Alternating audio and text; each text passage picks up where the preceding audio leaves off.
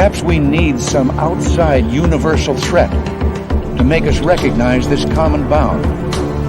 I occasionally think how quickly our differences worldwide would vanish if we were facing an alien threat from outside this world.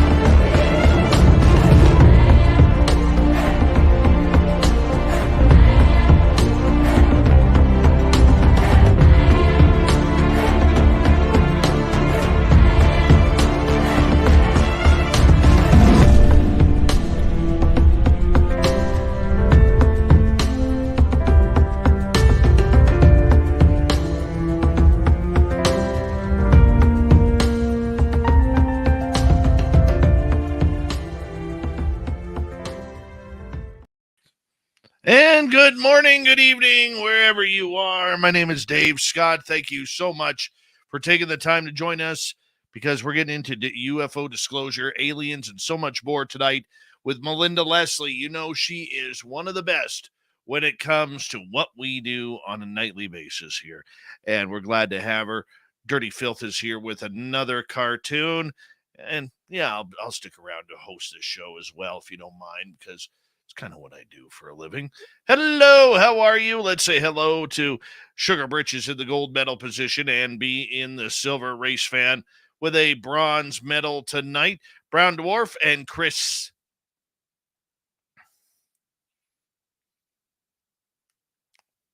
Teen, good to see you. Guy Calgary, Stephanie Kenny Blankenship, Charles Kerr, how are you? And Shelly, how are you? Shelly will be signing autographs after the show. Line up to the left of the studio, if you don't mind, to the left of the studio. C-Tech, how is it going, man? Good to see you as we continue on with Roll Call. Free your mind. Thank you for joining us. Mama Catherine, mwah, we love you, my dear. Good to see you again.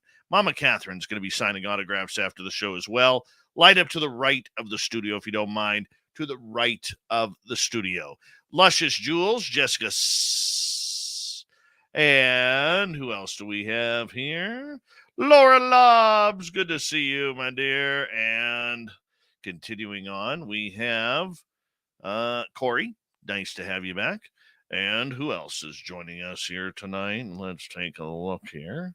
Vash the Impaler, thank you for coming on in. And Dave Walters, Kurt M., good to have you both. Glenn John McEnroe, the pride of Wimbledon, thank you for joining us. And who else do we have? John Corner, thank you for joining us. Hey, Asteroid, Ozzy, oi, oi to you. Cindy Pruitt, good to have you both here. Millennium, my man, thank you for coming on in as we continue on with our roll call tonight. Monica and Mexi97, good to have you both here. Stargazer, and who else? Who else? We got Digger Dog, thank you for joining us. Continuing on with our roll call tonight, we got Kevin, Eddie Petch, Mr. Cowley. Welcome back to the show. Oh, Mr. Cowley loves his spaced out radio. There we go. All right. Continuing on here. Yes, Melinda, I do have you. Okay. Jenny White Bear, nice to see you. Aunt Edna. Crazy Joe Davola, welcome to SOR Chat. Hi, Super Crazy. And Doug Shelby is here. The Doug Shelby has arrived, which means we can officially start this show. And continuing on, Alien Universe, thank you for coming on in. River Dogma, Rose Brooks, thank you. And Simon Condon, been a while. Good to have you back. And where else are we? Nick Adkins, just another guy named Harry. And Amy Vegas, gorgeous. Oh, what's happening, my friend? What is happening? Continuing on. Let's see here. Where are we? Aaron Baca or Aaron Baca. Big J21. Nice to have you. James Weston. Let's get the radio side going here.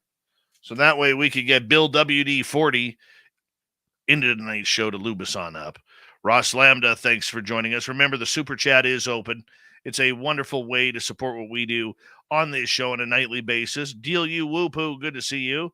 And Christine Lynn, thank you for coming on in. Thank you. And if you're new here, hit subscribe, ring that bell. We are here 7 days a week. And you can do some shopping in our store, spacedoutradio.com. I recommend it because we got good stuff there. We really do. You just got to check it out on our website, spacedoutradio.com.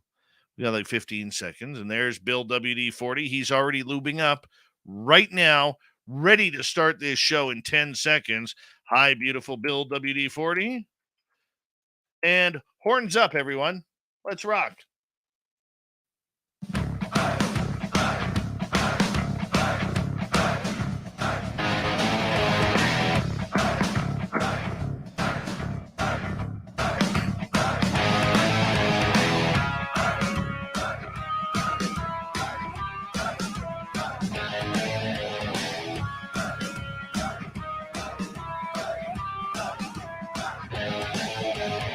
From the mountains of central British Columbia to you listening around the world, this, my friends, is Spaced Out Radio.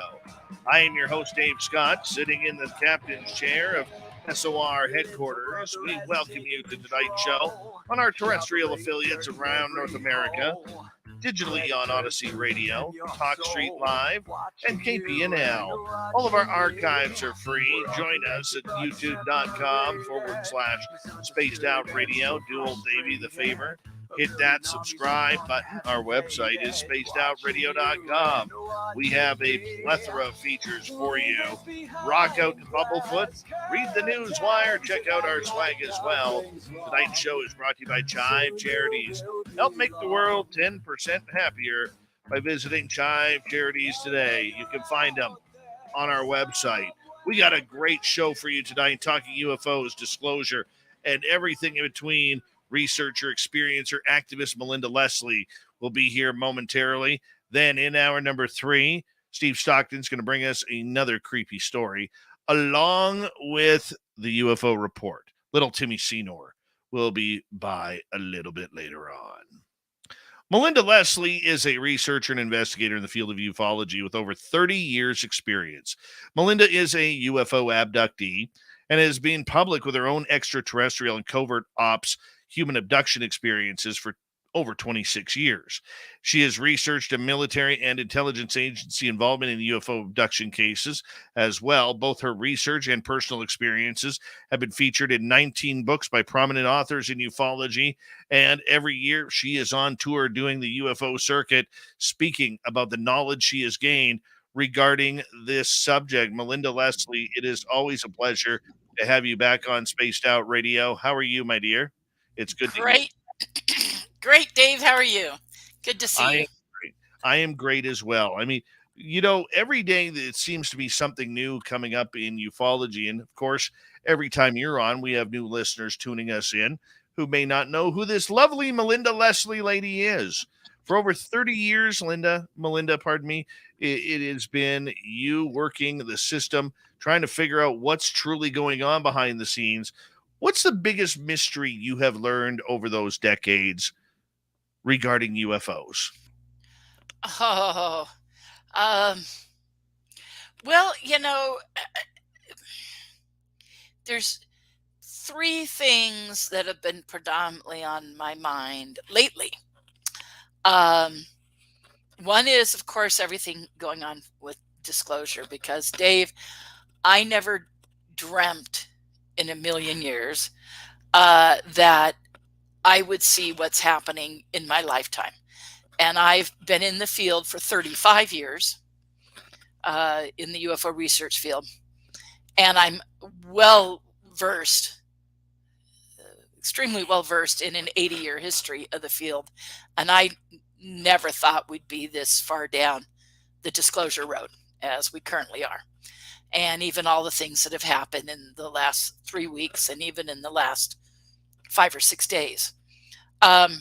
It's just phenomenal. And I can't believe that I'm here witnessing this. Like everyone, I'm kind of holding my breath. How far will it go? But it's already gone further than, again, I ever expected to see in my life. And so that's on my mind. I've become involved with UAP Medical, and I'm concerned about the rights of experiencers. I admit I personally have a focus on abductees and contactees, and their rights and their say-so and the way they're treated going forward through the disclosure process and in a post-disclosure world. And so that's very fresh on my mind. I have a feeling there may be a few people listening right now who are involved in that as well with me. I was asked to join them, and I was honored to, and I'm glad to be a part of it. I'm thrilled to be a part of it. And so abductee rights is something that I've been talking about and considered getting focused in, had spoken with a couple of the major abduction researchers in the field and very well-known abductees and some of the well-known therapists in the field, and had become involved, at least in talking to them, in the thought of putting something together. And then I didn't move forward on it because of working, and just I work a lot and I get busy. So, and I wasn't pursuing it like I originally thought I would. So when UAP Medical approached me, I'm like, okay, now's the time to pursue it and do it under the umbrella of them, because they're fairly well established and becoming increasingly so all the time. So I thought that's the perfect avenue. And they seem to be extremely receptive. If anything, it was already part of what they're doing. And it's called UAP Medical because initially they were really going to look at the medical things that happen as a byproduct of contacting experiences, and medical rights and rights to care and the way people are handled by the medical community and by the therapeutic community, therapy in general, and the psychology of what it is to have contacting experiences. And Dave, I know I'm preaching the choir because I know you understand well how that affects someone.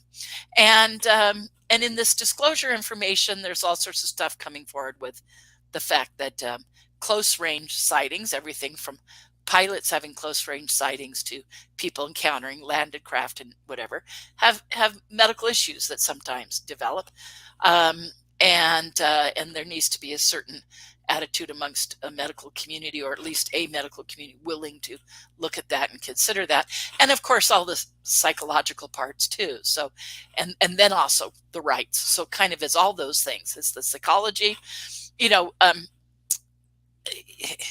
a couple of different people I know in the field have already had people contact them, not people with experiences, but just people in the public.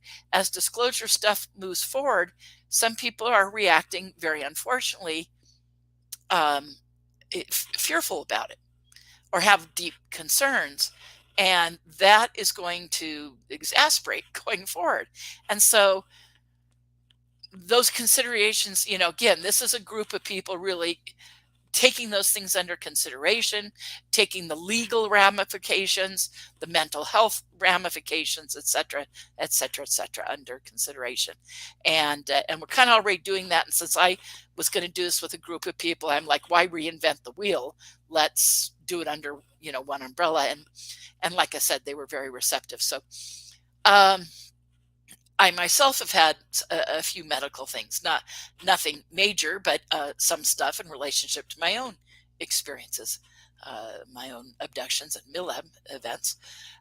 Anyway, so that and with that comes the whole rights issue stuff, and again, it's connection to disclosure and post disclosure, and then I'm still.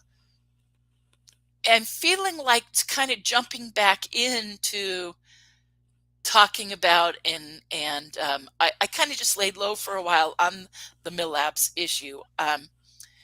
And towards a couple years ago, when I was still really talking about it, I was very much getting into the fact that it was such not only evidence for everything happening, but that we would know a lot from looking at the covert human involvement. So when I say MILAS, for those that don't know, MIL for military, AB for abduction, and it means anytime there's covert human types involved in an experiencer's life. So you get into, of course, the MIB kind of things, and harassment, surveillance stuff, monitoring, and then being picked up at the hands excuse me, of covert types. And, people were even bringing that up at the conference, and I kind of jokingly say, I'm the last man standing. I'm kind of known as the go-to person. And people were telling me that, oh, you're the go-to person in the field on this subject. And I was like, well, I wasn't even talking about it there, but just people who knew me or knew my background and people following me online and whatnot. And I said, well, it's kind of by default because the researchers in the field addressing it either stopped addressing it, pulled out of the field, and or have passed away. Quite a few, unfortunately, have passed away. And so kind of by default, all those things combined, I'm kind of the last person standing addressing it, and the last known experiencer really addressing it, even though in the past different ones have. And so part of me is like, well, it's still going on. People are still having experiences. But getting back to my point was, I had said in recent years past, we knew so much about the cover up and what was really known. How deep does that rabbit hole go? What is really known about the subject by the people having these experiences and the covert activity? And I hear so many debates now. Oh, the government doesn't really know, where we have craft and we don't know how to operate it, and the crash retrieval stuff. And even I was leaning that way with that crowd, and I had to kind of suddenly, especially over the weekend, and as things came up in conversations and people talking to me about it and recognizing me for that research, I went, wait a second, I kind of got away from what I really knew about how deep it really goes. Now, I'm not saying a surface level of government knows anything about that, or a surface level military, obviously not.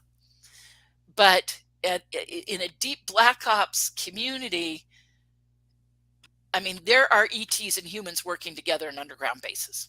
I mean, that's how deep it goes. That's like the furthest end, but I might as well dive in and go there. And so part of me is like, I need to be speaking to what I know from my research and the cases. But because by not bringing that up, I'm not only not honoring those people that I've worked with over the years who've shared the details of their experiences and their evidence with me, etc., and the researchers who've passed away and have been working on it in years past. So it's like I kind of have to speak for everyone that's not around speaking about it anymore.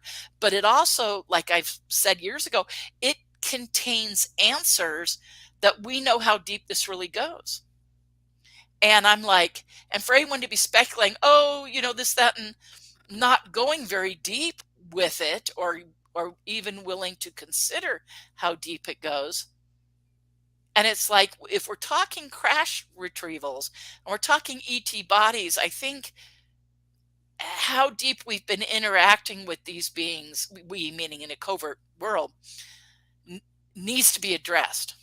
Now, not everyone who says Milabs is talking on the same thing. And unfortunately, the subject got picked up and, pardon my terminology, and you can bleep me if I can't say bastardized. I hope that you can say. Okay. That works. Is that a no-no? Nope, that I can say. Okay.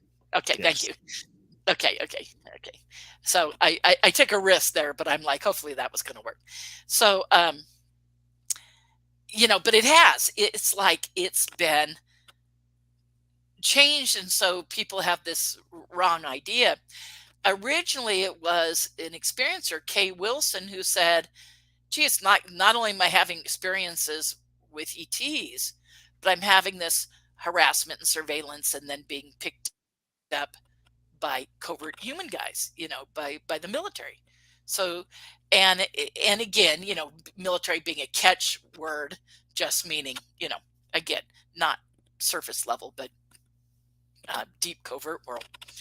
But it's like, okay. And And so I realized, okay, I've kind of gotten away from talking about that because I became more involved disclosure. And the disclosure stuff made sense because it was an offshoot of another area of research I've been doing for like 32 years, which is the history of the working group. And so it was a direct offshoot of that. I mean, it was, current disclosures being brought to us by those folks. No, in big part, when you talk about OSAP, when you talk about BASS, OSAP, ATIP to the stars, boom, boom, boom. There's a direct, line of succession there. And so, and it's like, well, wait a second,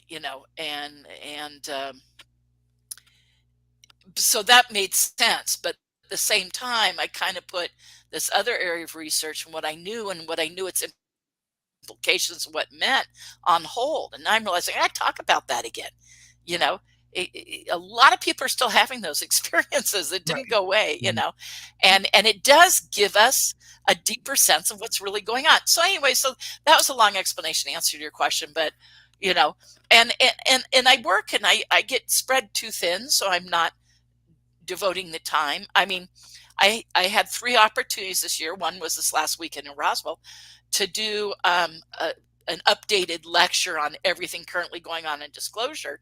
And I ended up really getting engaged and following that subject so closely every day, paying attention to what's being said and who's saying it, what senators and congressmen are talking. And great, it made me really up on it. But then I realized this weekend, I'm like, okay, maybe it's time for me not to back away. I'm still going to follow it, but I don't have any planned talks on it coming up for the rest of the year. So I'm like, I don't need to aggressively be on it. And meanwhile, because I know the answers are there within the other research. And again, my interest in the MILABs and my interest in disclosure is this kind of, where do abductees fit in all this? And giving abductees a voice. Both of my talks over the weekend at Roswell, I did 2 different lectures, both addressed that. So that's a big thing to me, and that feels, what is the most help I can be is to be a part of that, and so it may be that becomes the focus. But again, there's answers and understanding that come with understanding the death of the MILAB stuff, so I have to address it. No, So it's I understand that, and I can appreciate that. The idea that you have been at the forefront of the disclosure research, Melinda. There's a great debate on this show and around the community. Are we in a disclosure movement, or are we in a confirmation of the phenomena movement? I lean towards confirmation because I don't see the government wanting to give up its secrets. I think that's the reason why there's so much backdoor policy going on here. Okay, I'll give you that, Dave. It's a semantics thing. Do we have, for the first time in yours and my life, and as I already said, in what we look at is basically 80 years of formal ufology, we have, the Senate and Congress passing bills and about to have a whole series of public hearings with high-level witnesses testifying. Now, people say we've done some of this before. Well, no. We've had witnesses talking, but not where they've had sworn testimony publicly in Congress. I'm not aware of that happening to that depth. And we haven't had laws passed, a multitude of them, or in the works, to be included in next year's NDAA. And it's like, and then in last year's NDA, where some laws did get passed, but I'm not aware of that ever happening in history. And it shows that there are not just 1 or 2, at least a handful of both senators and congressmen, and probably a couple handfuls, because some of these laws are being signed off on by the Armed Services Committee of either the Senate or the House, and the Senate Select or House Select Committee on Intelligence, And in the Senate, for instance, that's like 24 people. Well, if they're all signing off, that's 24 senators who agree with that, so it's not just a handful of people.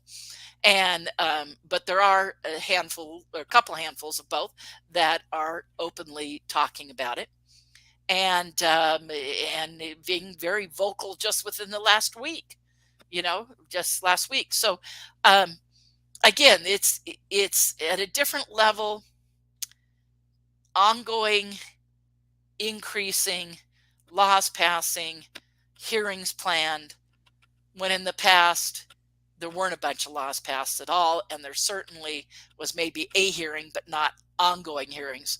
So this is new, this is different. And yes, I agree with you, Dave. Could it be that they're confirming?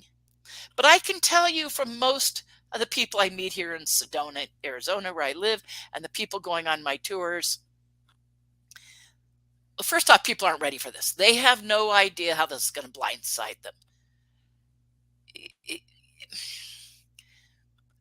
People come on my tours and still go, are we really going to see UFOs? Are UFOs real? People are still there, Dave. Now, not your listeners and not the people you and me and a number of people engage with on Twitter and whatnot, but the public sure is. And then there's the people that I occasionally talk to who have zero interest on coming on my tours or laugh about the very idea. I have a client of mine, a return client, who's become very good friends and lives in Canada, Dave. And he talks about his friends in Canada, and all professional types with really great professional careers and stuff. And he says he brings up that he came here and went on my tours, and they laugh at him about it. And that's the very idea that he might go out in the hopes of having a sighting, and they think that's silly, And so those people, as this disclosure stuff rolls forward, those people are going to have severe ontological shock. I mean, this is going to toss their world on its head. And then another client of mine who came for a reading, a woman who is following it, that, thank God, someone, totally on her own, not involved in the UFO field, more or less involved from kind of a conservative political view, but not necessarily QAnon, not that far, kind of, she considers herself very conservative, but the more we talked about it, I'd say she's extremely middle of the road. And but as we're talking about this, she's following it, she's reading stuff, she has friends in DC and people involved in politics, so she hears what's going on with the Senate and Congress, and they tell her you should read about this because they hear it going on. It's the talk there. And yet her and I were saying, that first off, some people will, as has already been expressed by some research in the field, where they are hearing from people who are reacting in a fearful way. And, so I think all of us, that's one thing in UAP Medical, we're having a meeting this Saturday. I'm going to bring up that we need to address how people are going to react even to disclosure, and what can we do to put out any kind of proactive message to help people adjust, or to have people who are available, that are therapists and counselors and stuff, to people who need to talk to someone about it. And I'm not talking within the field. I'm saying to put it out there and have it be known, like when we do, everyone in this group and on their board does radio interviews and online stuff and podcasts like you and all the time. And it's like, man, we need to kind of put this out there to the people with a casual interest, that there are people you can talk to about this. Right. Melinda, we're going to hold you on right there because we are going to go to break here at the bottom of the hour. Spaced Out Radio presents Melinda Leslie, Disclosure Talk, right here on the Mighty SOR. When we return, what's happening on the government side of disclosure.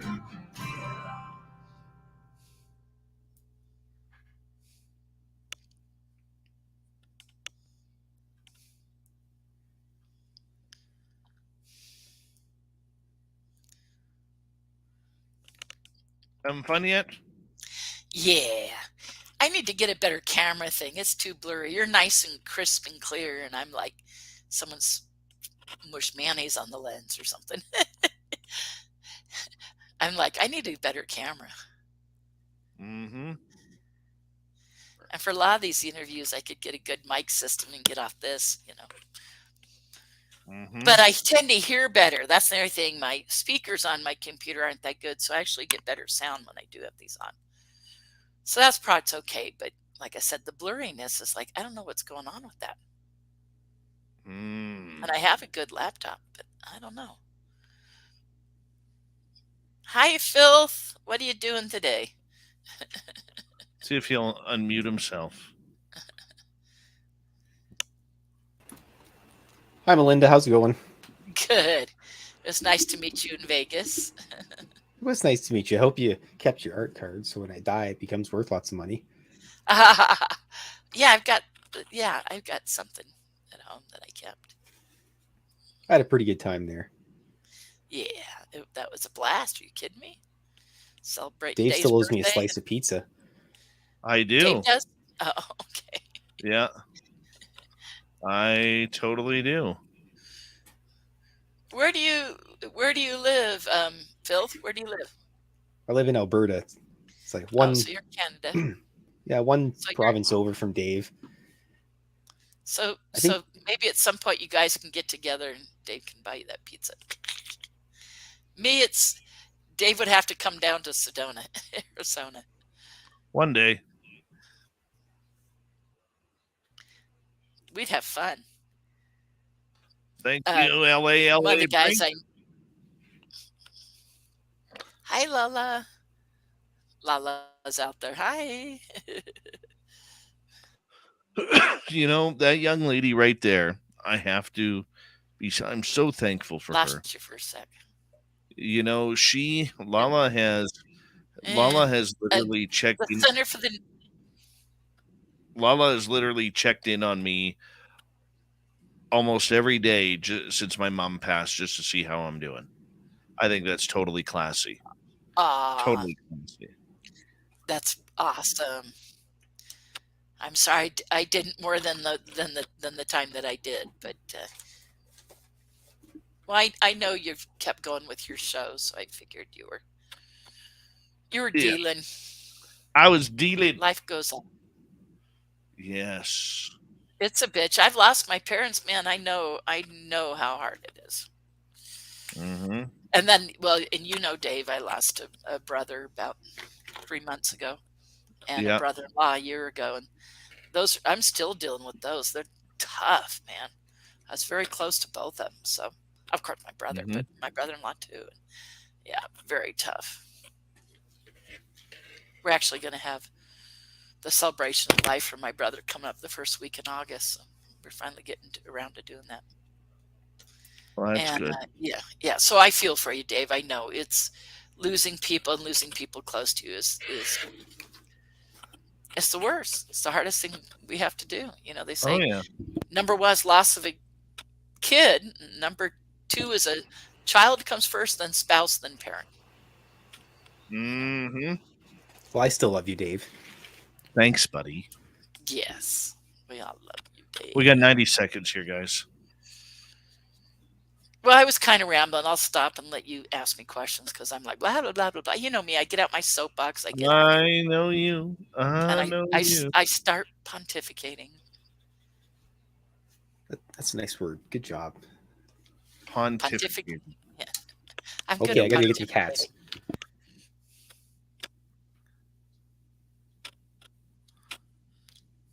I have lots of opinions, not much answers, though. That's all good. Imagine that. I don't know everything. I don't know everything about this subject. I don't. What are you talking about? What are you talking about? All right, we got 30 seconds. Thank you to Lala for kicking off the super chat tonight. Very much appreciate the love and support on Spaced Out Radio. Don't forget, we got our great swag on our website, spacedoutradio.com. We have a plethora of features for you. You know all that. Yeah. So go get your swag. Triple Tom, President Zaddy, FU. And let's see here. We love you, Jules. We all love Deb, too. And John McClellan, welcome to SOR Chat. Here we go, everyone.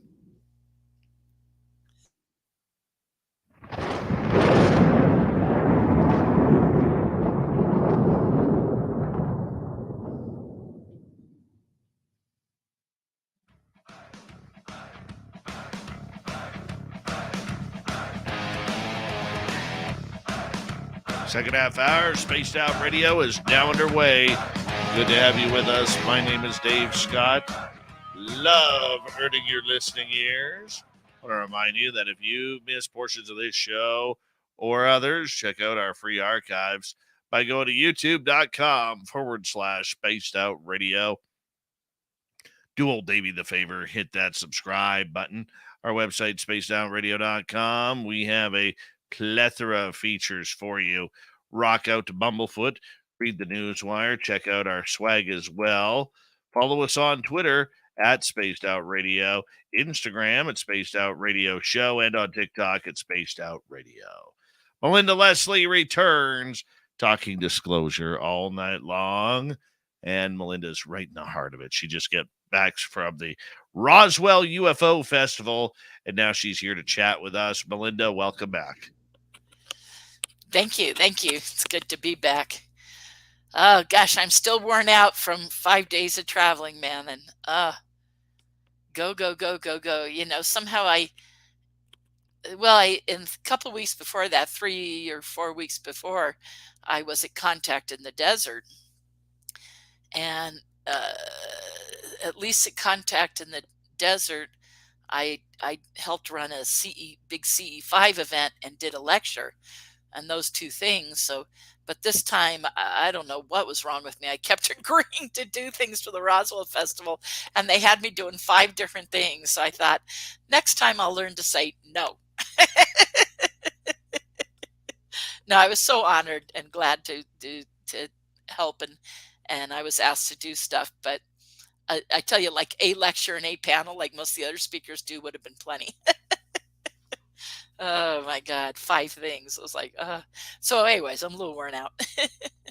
Well, let's get right to it. A lot of news has been going on, from Yes. whistleblowers to Marco Rubio saying, you know, he's starting to take a lot more pressure, the Florida senator, for what he knows about UFOs and what he has heard. We have a lot of interest going on here in trying to figure out how much is actually known. Mhm. What is known? What do you think the U.S. government knows about UFOs? Well, I think when you say the government, you may be painting with too broad of a brush, because the government is a lot of different things, a lot of different people. And, you know, so if you're talking the congressmen and the senators, for 5 years, they've been having a lot of closed door hearings. Of course, there was a very public Senate hearing, not very public, somewhat public Senate hearing, but it was public for people who followed the field to bother to check it out. But John Q. public didn't have any clue it happened. And then there was a year ago, May, a public congressional hearing, got a little bit more attention. And but then in these closed door sessions, they've been meeting with these high level witnesses, and what they've heard from these witnesses and insiders ended up causing them to write these various laws and to do things like form what was first the task force and then became AARO, UAP Task Force, Unidentified Aerial Task Force, and then the AARO, All Domain Anomaly Resolution Office, which was replaced the task force, and what those departments were doing. So, and that in great part was spurred on by these witnesses and what they were hearing. Certainly the amnesty laws and these witnesses sharing their concerns over their well-being. That's one of the things Mark Rubio just said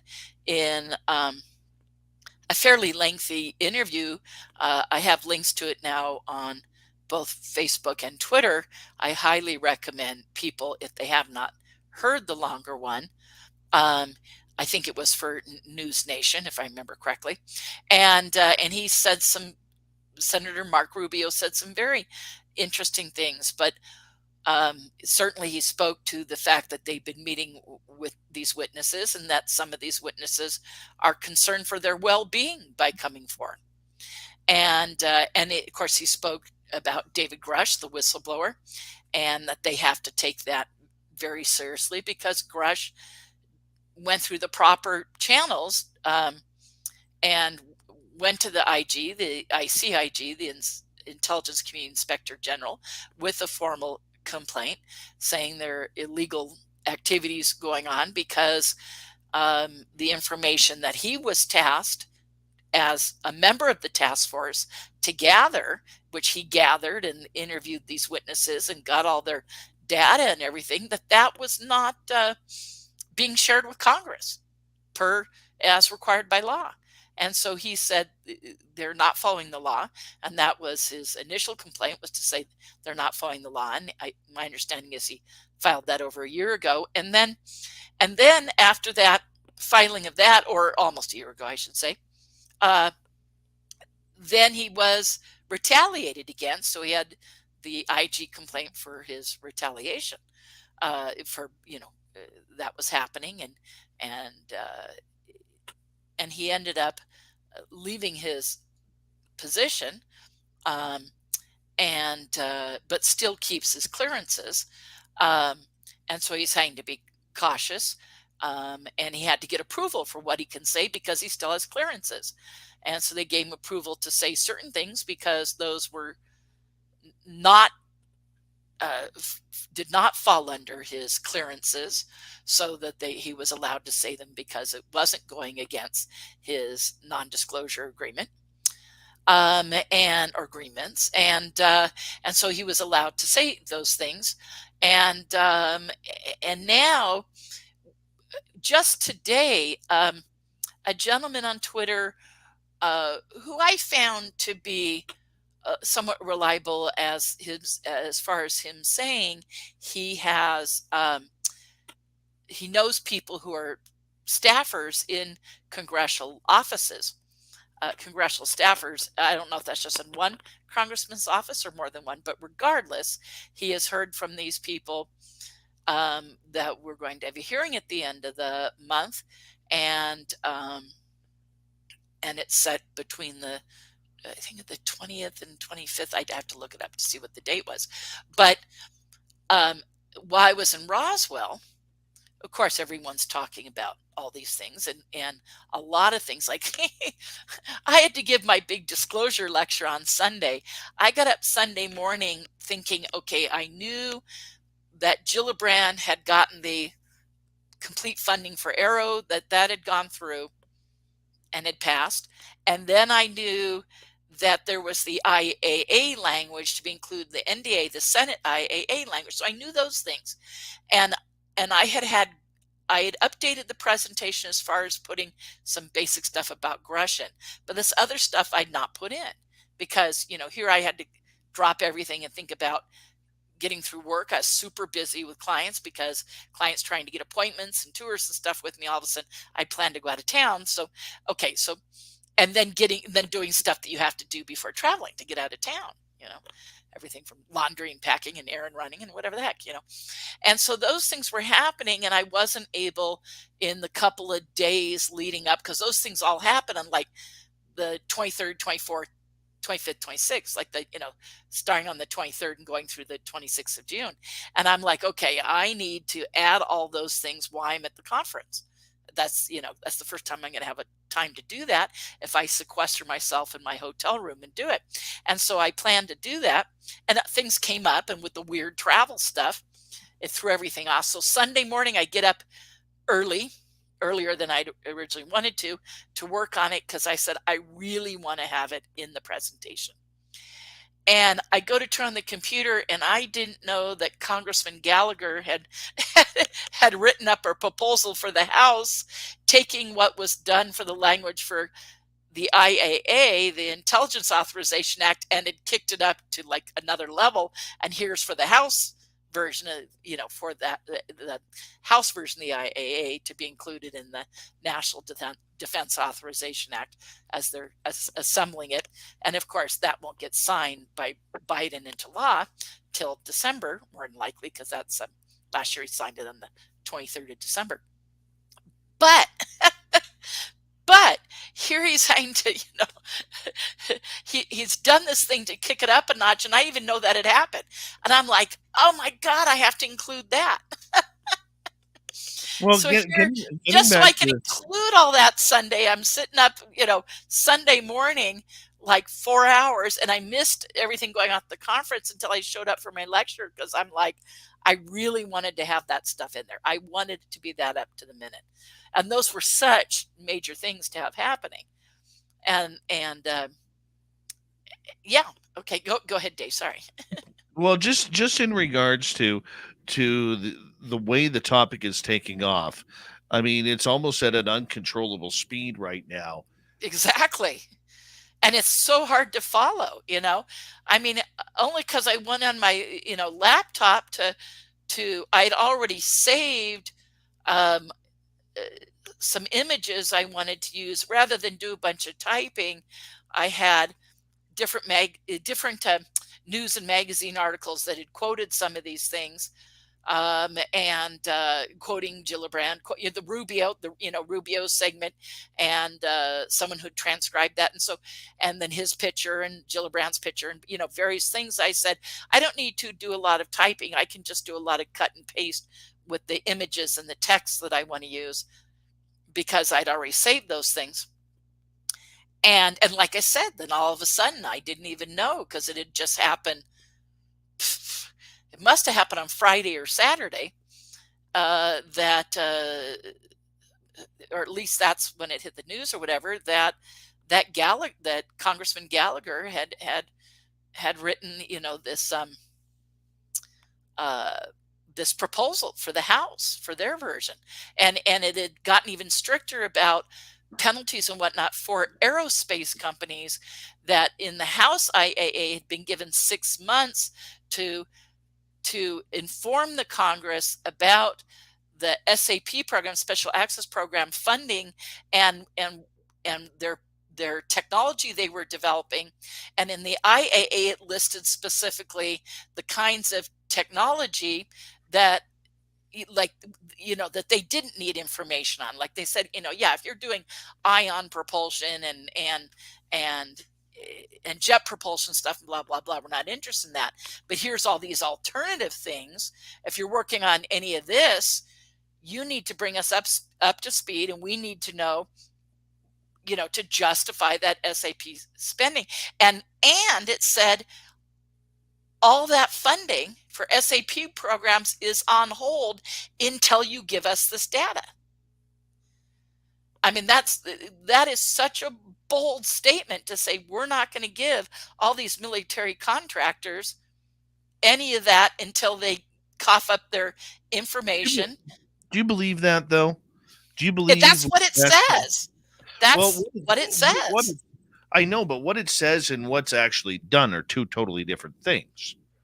Well, it's not signed by law, but it's sounding like, it was signed by a majority of the senators. I mean, it's my understanding is it's, that the House, so now the House has to do their version, but the House IAA, again, there's this proposed language from Gallagher. And if they, and which goes even further. I mean, I haven't read the entire thing, the Gallagher thing, but I know enough to say, I know it takes the language even further. These guys aren't messing around.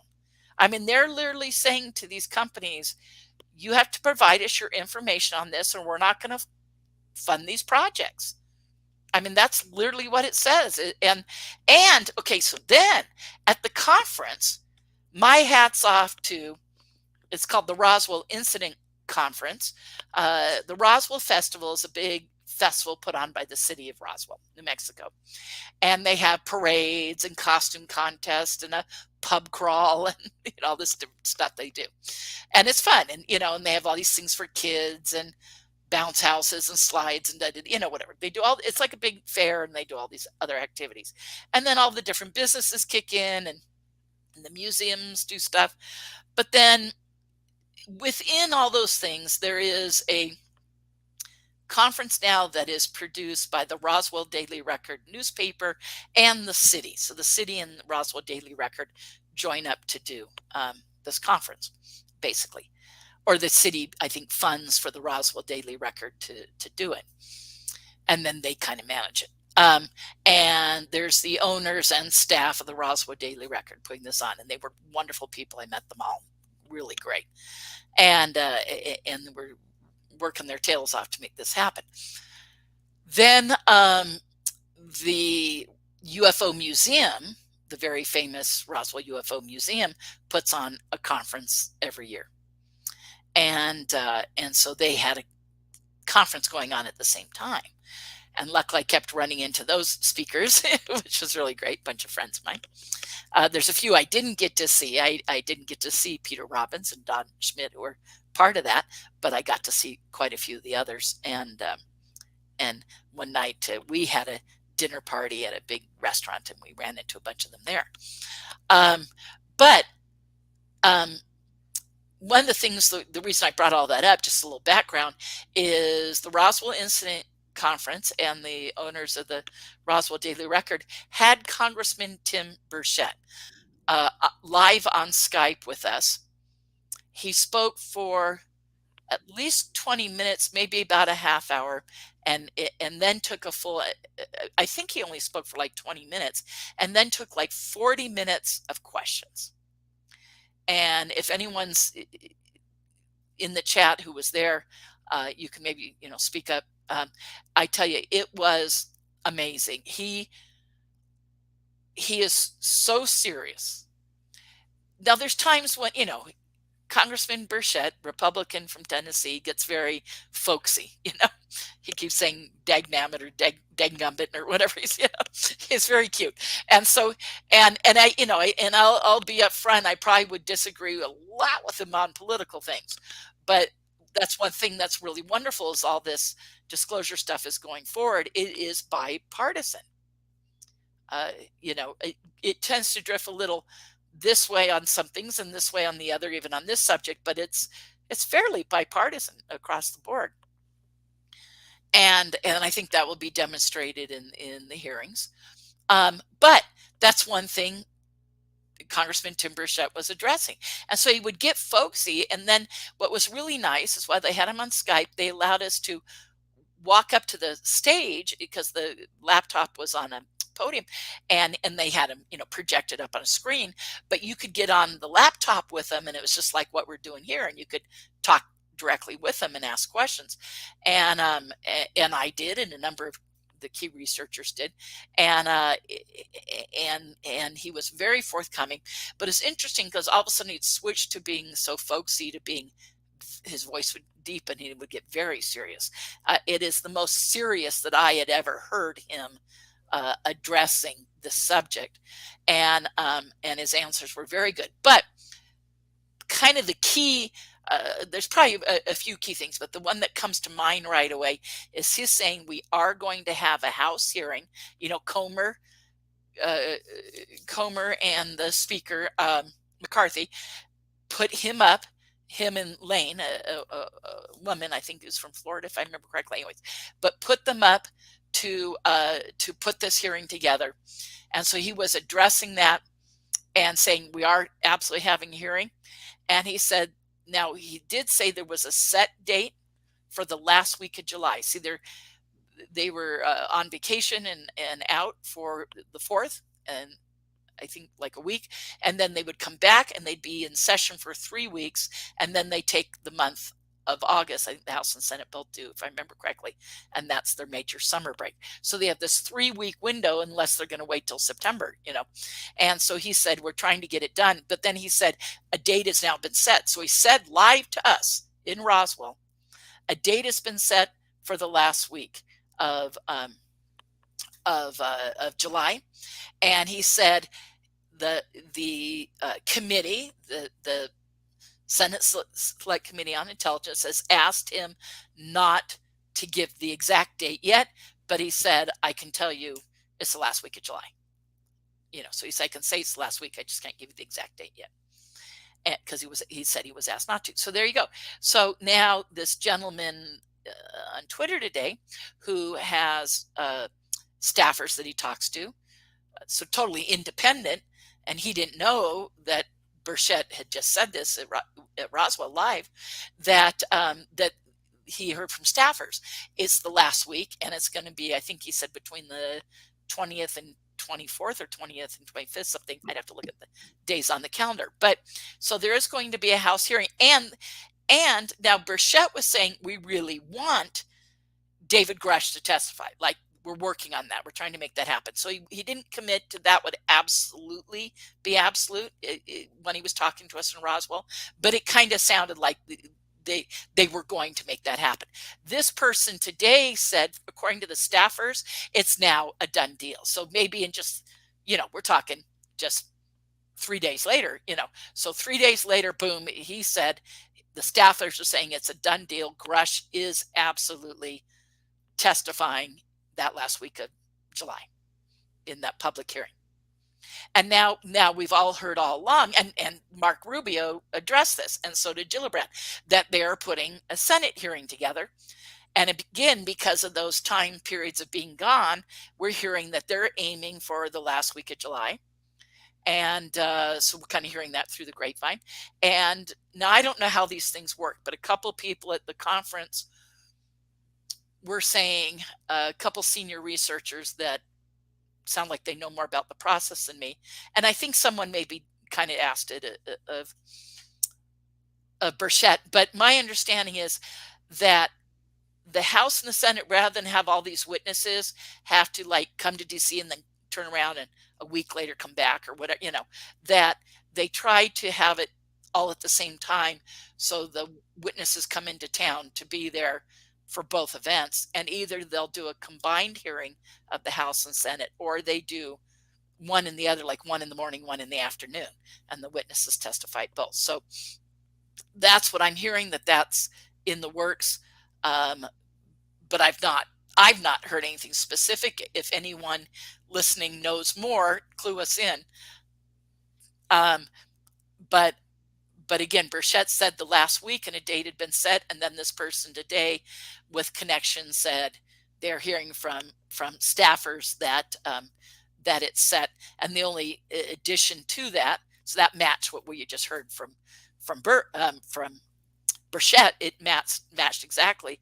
But the only addition, and I guess it's Burchett is how it's pronounced, because he said that, he said it as saying Burchett. Yeah, he said Burchett. So I said, I got to remember to do that. Not Burchett, it's Burchett.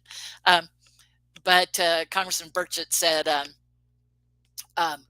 yeah, it was set for that last week. So, and again, the person today, in addition, said, according to these staffers, yes, David Grush will testify. Well, you guys, we all knew these hearings would come up as far as months ago before Grush. I feel like saying BG before Grush. Yeah, BG. Yeah, BG. But we heard that it would be the pilots and the technical operators, who were picking up the sightings and stuff. All the pilots were, and et cetera, et cetera. And that is still going on. I mean, everybody needs to hear, because the details of more of that and the kind of people they're hearing from was flushed out more to me than I'd heard before by the comments by Rubio. All right, we're going to get into more disclosure talk. Melinda Leslie is here tonight. Hopefully, next half hour, we'll get in some questions from the audience, because when Melinda goes, there's no stopping her. She's a runaway train, and we love her around here. Hour 2 of Space Talk Radio is coming up right after this. Stay tuned. All right. right. Oh, God, sometimes I make myself laugh. I do. Hey, Dirty Filth, what are you drawing there? It looks like David Grush and somebody else. I don't know. What do you got there? Oh, it could be a man in black being instructed to find a soul and a spare clone to send out a whistleblower or something like that. I don't know. I'll be right back.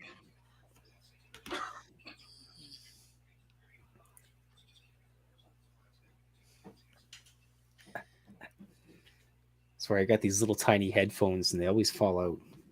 Oh, I have to upgrade one of these days and get those big Eskimo earmuff things.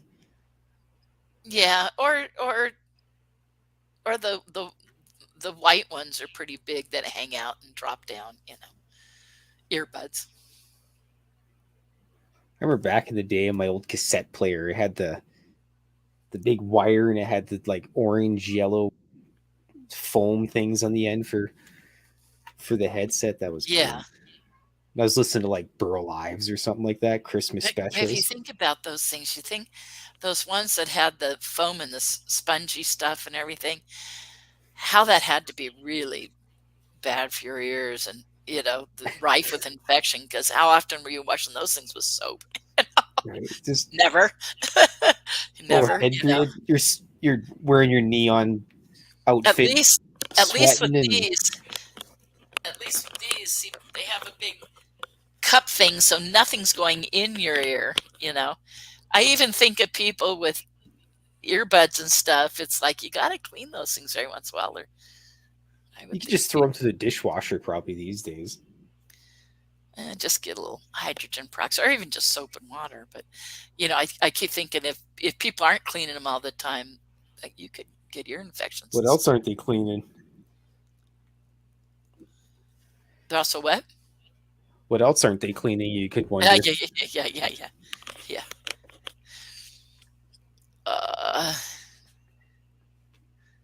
Also, you pooped. You can have a bubble bath when you're all done.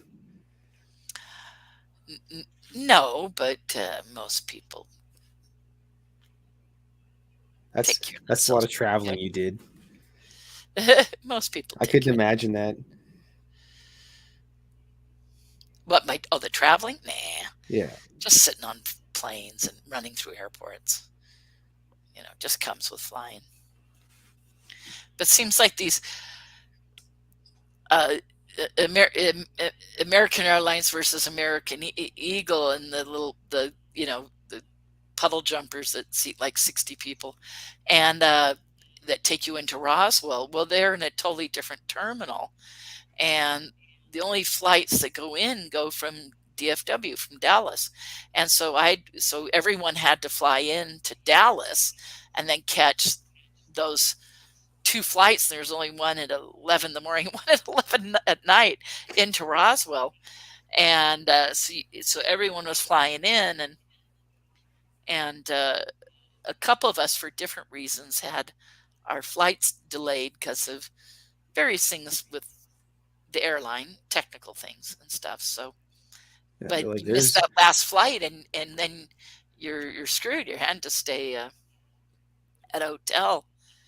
And one of the people who missed along with me was John Alexander. And let's just say, I think he gave a few people at American a piece of his mind. He even told me on Sunday, he said he spent all Sunday morning on the phone with upper management at American. I thought, oh no. Ripped him a new one. I was like, oh, I felt sorry for those folks. But he was none too happy.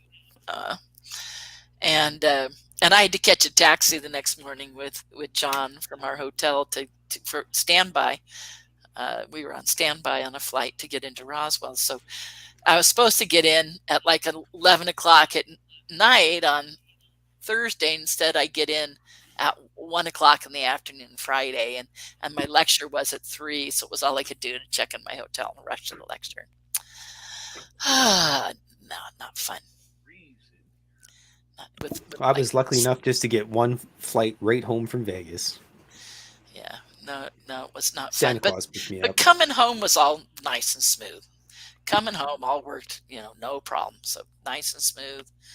And it's just unfortunately going. It was just, you missed that last flight and then you're stuck. And my bags weren't with me because they had gone through, so I had to function with just the clothes on my back and my purse. That's it, man. But Always take a sometimes carry-on. Let me just run through a few things here. Hi, Laura. How are you? The Demon, Jeff Perry, Scrub-a-Dub-Dub. Good to see you all. Let's see who else has joined us late here. I need to fix my. Mama Susan, nice to see you. And the woo button. Grant, thank you, Grant, and Pix and Charles, or Pix times 2, Charles, Monica, Jenny, Lala, Deb, Louie, John, and Crazy Joe for the super chats tonight. It's a wonderful way to support what we do on this show on a nightly basis. Hi, IXOXIXOIOX. It's a mouthful. All right. Here we go, everyone. Here comes hour 2. Hi, Renee.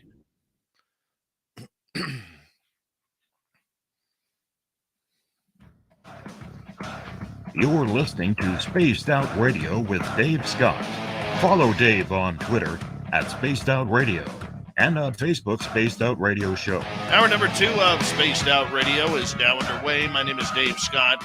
Very much appreciate earning your listening ears wherever you are on this beautiful planet we call Earth. Hello to everyone listening in on our terrestrial affiliates around North America, digitally on Odyssey Radio, TalkStream Live at KPNL. All of our archives are free.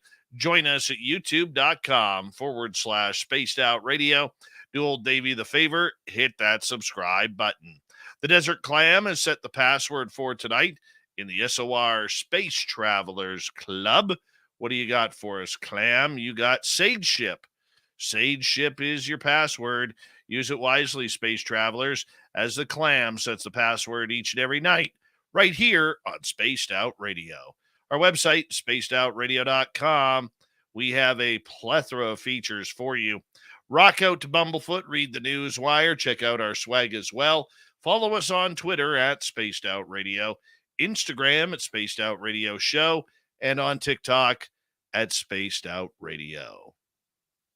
Here we go once again. Melinda Leslie is with us because we are talking disclosure tonight on the big show, and we are having a great old time with Melinda because that's what we do around here. Melinda, thank you so much for sharing your expertise on everything to do with what's going on with ETs and extraterrestrials and everything in between, my friend.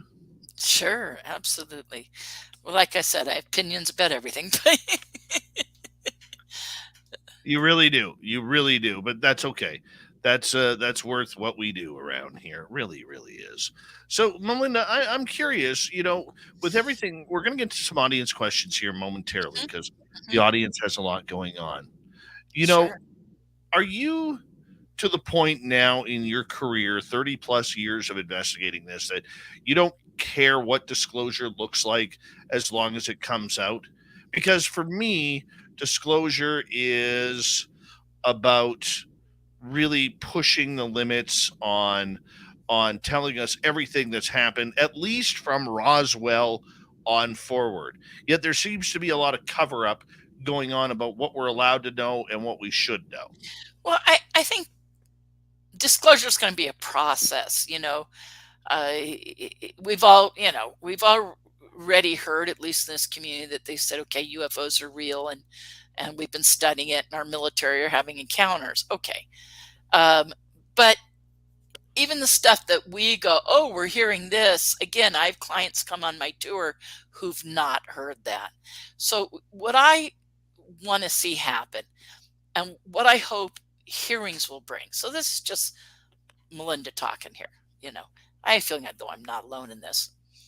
I want to see open congressional and Senate hearings with these high-level witnesses talking firsthand about their involvement in programs, crash retrievals, sightings, high-tech, radar, feedback, blah, blah, blah.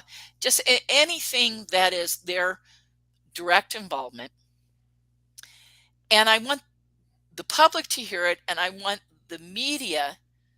I'm really hoping that with open congressional hearings, it'll flip the switch to getting more serious media attention, so that people will start to go, okay, this is real, and it'll open up for the scientific community to address the science. It'll open up for, I'm glad that the Senate, this is one thing that did happen last week with the IAA and the Gallagher proposal, is like, wait a second, this is the Senate and the Congress getting very serious about, and Marco Rubio addressed it in that long interview, and you go, they're very concerned about the illegal use of the SAPs and the money not, and what's going on did not get congressional approval, and that's illegal. Now, that's what Grush said, and they looked into it, and they're going, oh my God, this is going on. This is illegal if in fact this is going on. So they want to hear these people about these programs. So everyone needs to understand that they have been hearing from these people, these various witnesses, in closed door sessions. And sometimes it's the congressmen and senators directly, and sometimes it's their staffers, but they're getting the reports. But it even sounded from Rubio that they're actually, in many cases, he's sat and heard from these people directly. And so Rubio was saying, look, we're taking this very seriously. If in fact this is going on, this is illegal, and it is our job to investigate it. Like, that is, part of our very job description. We have to investigate these illegal activities, and that by Grush and these others, because it's not just Grush that has now gone to the IG, Inspector General. So with an official Inspector General complaint, it's being handled in the right way, that they have to address it. And so again, I'm hoping all that going out and that looking into that illegal activities, that it will expose that these illegal things have been going on. It will expose how the cover-up has existed, because it was an illegal process. That's why, as a public, you don't know, and start to bring more of the public, certainly in the U.S. and the world, up to speed on the reality, because particularly when you get into the crash retrievals, it goes beyond just talking about the technology, but also where this technology is from, or possible places, and the beings on board. And so at that point, you're talking, them admitting to the fact that there are craft that are non-human, coming from places unknown, or maybe eventually that will be the next thing. How much do they know? So that's what I'm saying. Disclosure is a process, Dave. It's not like, oh yeah, they're real and that's it. No, it's like, what else do you know? How long have you known it? Who else has the technology? How much money is spent? How much development has gone? How much is understood about the science? What's understood about the beings? How many different types of beings?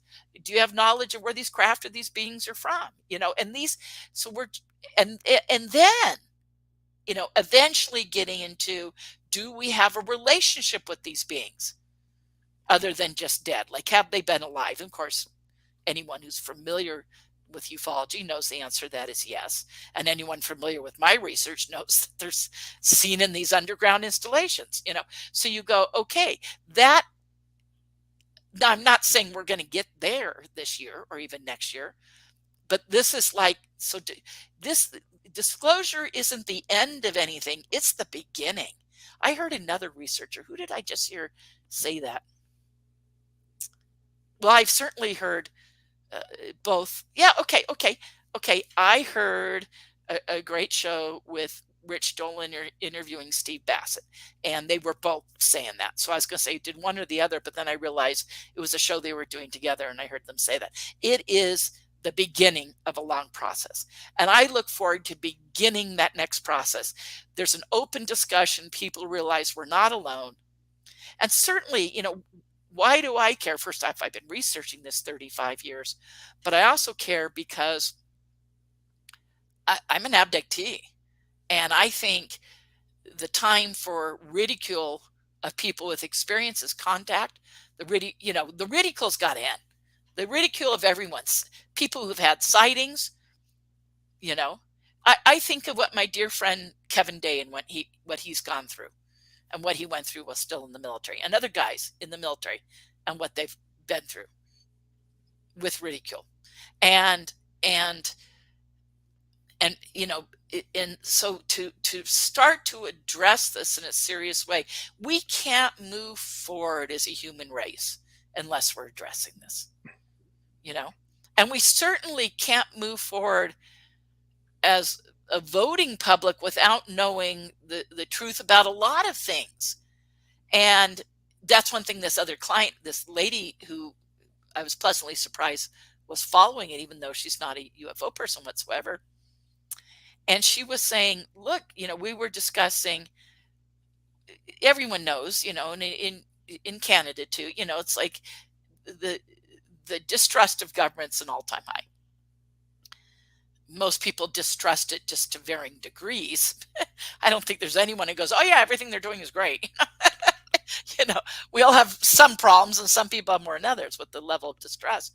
But you go, and her and I were saying, when this comes out, people are going to realize anyone who wasn't absolute on the government completely lies to you about stuff, the realization that you've been lied to for 80 years on this subject.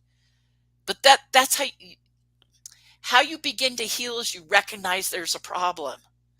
So we haven't been able to heal because we haven't fully embraced that there's a problem. And with this will come, and will that be tough? Like her and I were discussing this. Could it be the breakdown of systems when people realize to the degree that they've been lied to? And to the degree that everything from medicine and energy that could help save their lives, the planet, etc., is tied up in this, and that's been withheld.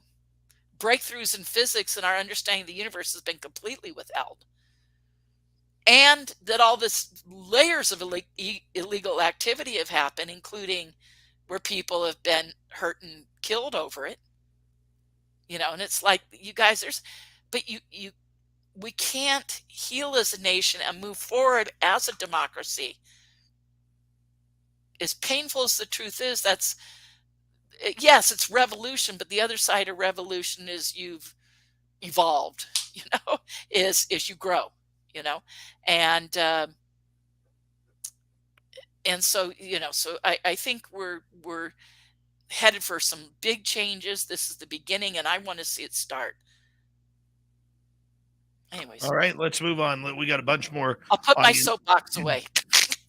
That's okay. All right, let's go to the Doug Shelby, who is asking, your best guess, Melinda, why the 1941 UFO crash near Cape Girardeau, Missouri gets next to no publicity and hardly any mention whatsoever.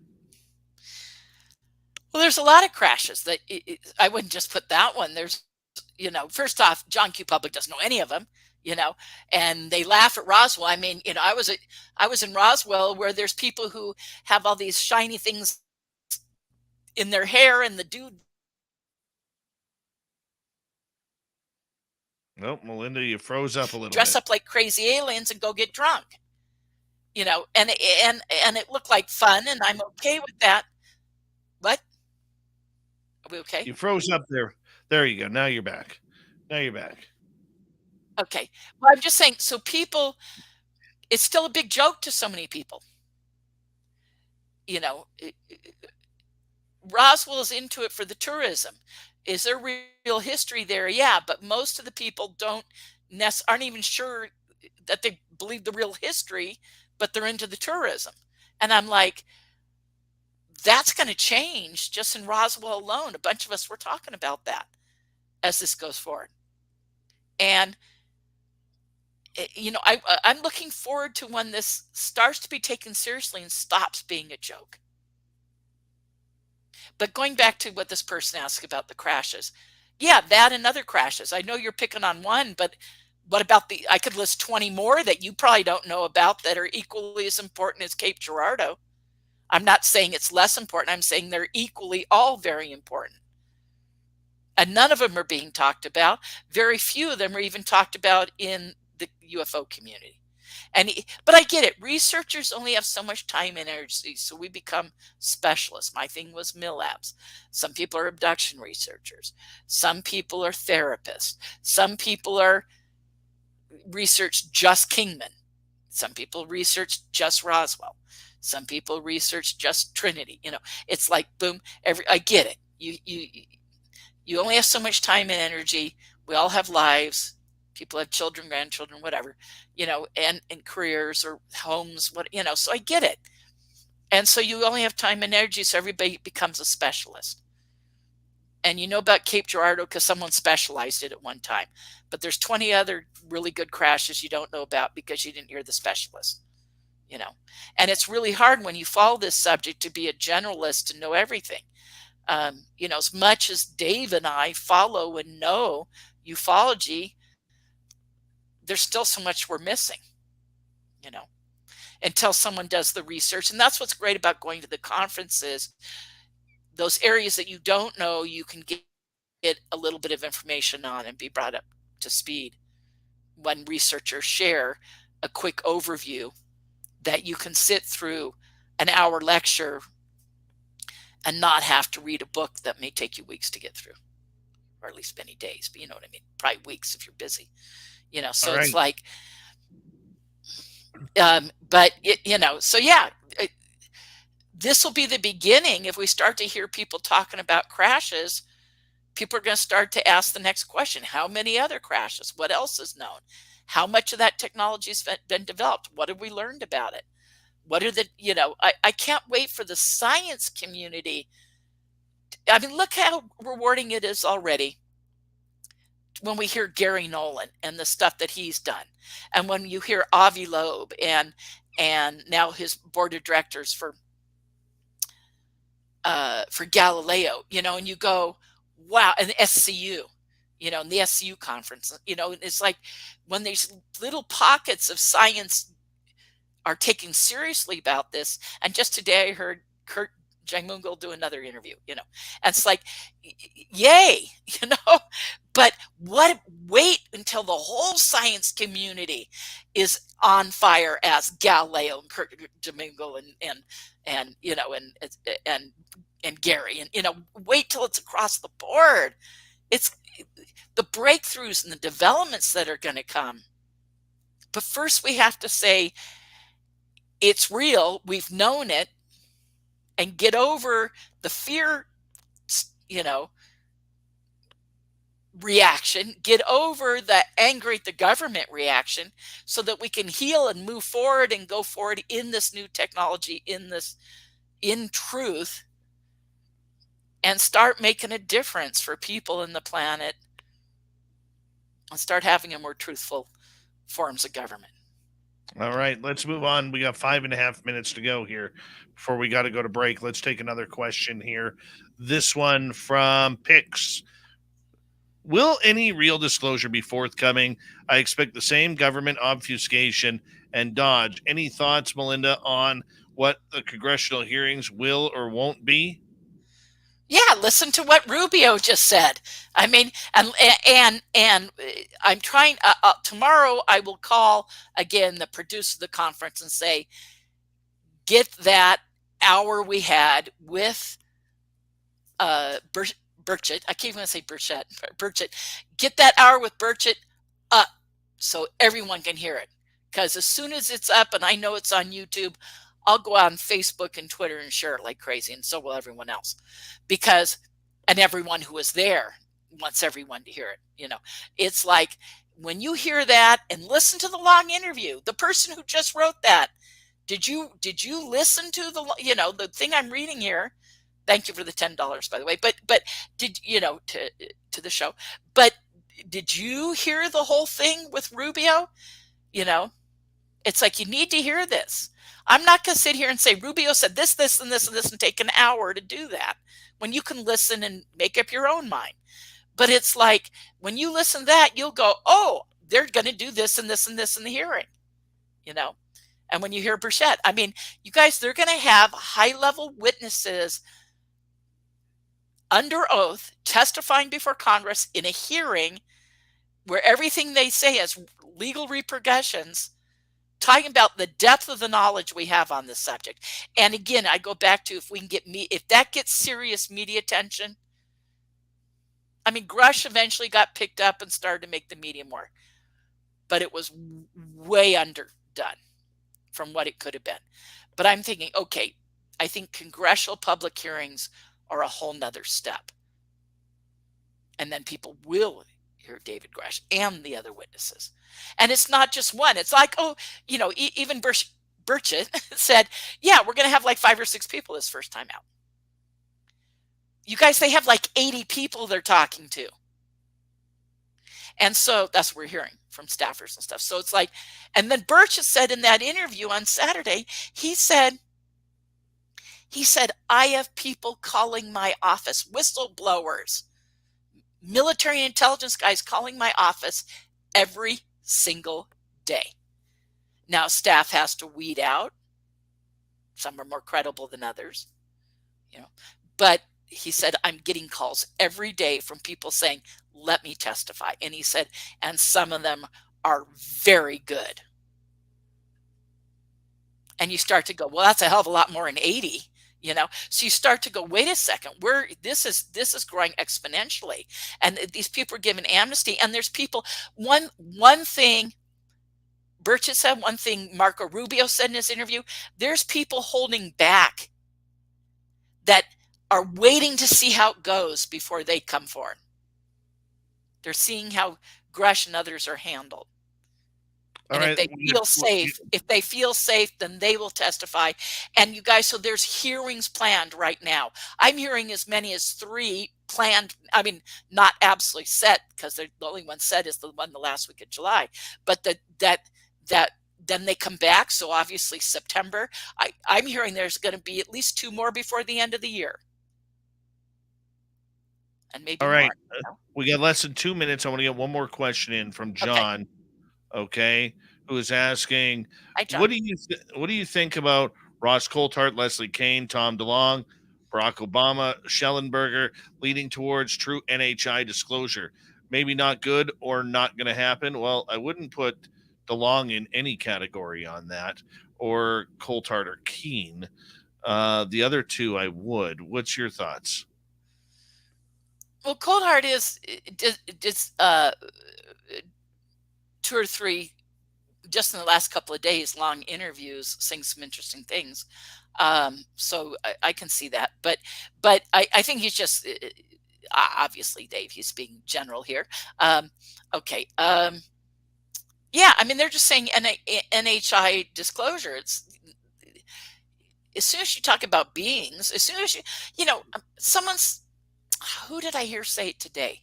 Someone was saying in an interview kind of situation, oh, well, you know, we're talking craft and so we're not really talking, you know, what's behind it. I'm like, how can you talk about these craft without talking about it ain't ours, it's somebody else's? Whose is it? It's part of the discussion. It's not like you talk about craft and then you turn around and go, whose it is? It's already part of the discussion, because you're talking about something that's not ours. So you go, well, where's it coming from? How is it being built? How's it being developed? You know, not ours meaning not human. So at that point, this is about NHI. You know, it's not a separate thing. It's, you know, Let's continue that thought. Let's continue that thought when we get back from the break, Melinda. Pull my hair out when people try to separate. Yeah, we'll continue that conversation when we get back. Melinda Leslie on Spaced Out Radio. We have her till the top of the hour. Maybe another 3 if we let her keep going. But we love her around here. Give her at a UFO conference and see Melinda. Give her a big hug. She's awesome. I love her to death. Spaced Out Radio continues after this.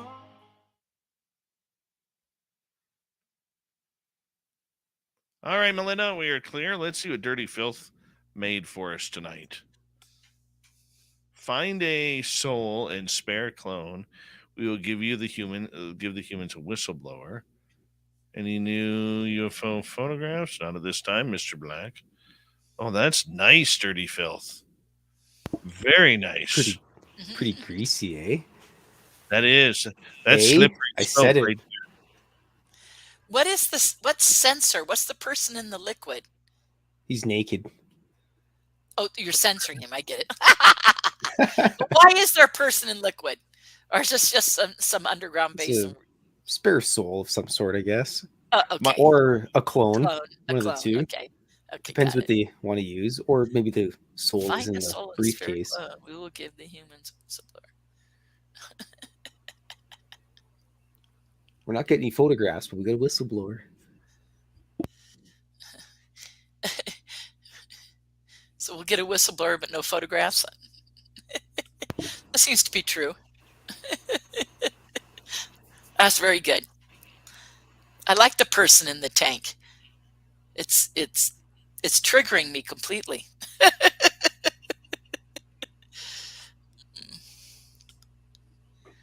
Some of the people in the chat, is that triggering you guys? Anybody with mid-labs out there? I'll trigger you. I don't know. Is the tank at least relatively accurate? It just a person in a tank is close enough. Oh, okay. Was he got a mask on? It's like scuba gear on. He's got the Groucho Marx goggles on, or nose and glasses. So, no. Oh, the other guy. No, that's the guy incognito. But I think is that a gray No, it's just your standard politician. Don't worry, nothing to see here. Swamp politician. gas. Okay. Standard politician. Okay. And then we have a MIB. Yeah. I love it. I love and I love the spider hanging off. Like, this has been there for a while, and At least since the 50s. I love it. I love it. I'm trying to figure out why my Dr. Ho isn't working. Have you tried to turn the power on, Dave? I got the power on. Don't know why. Did you jiggle the cord? I'm jiggling right now as we speak.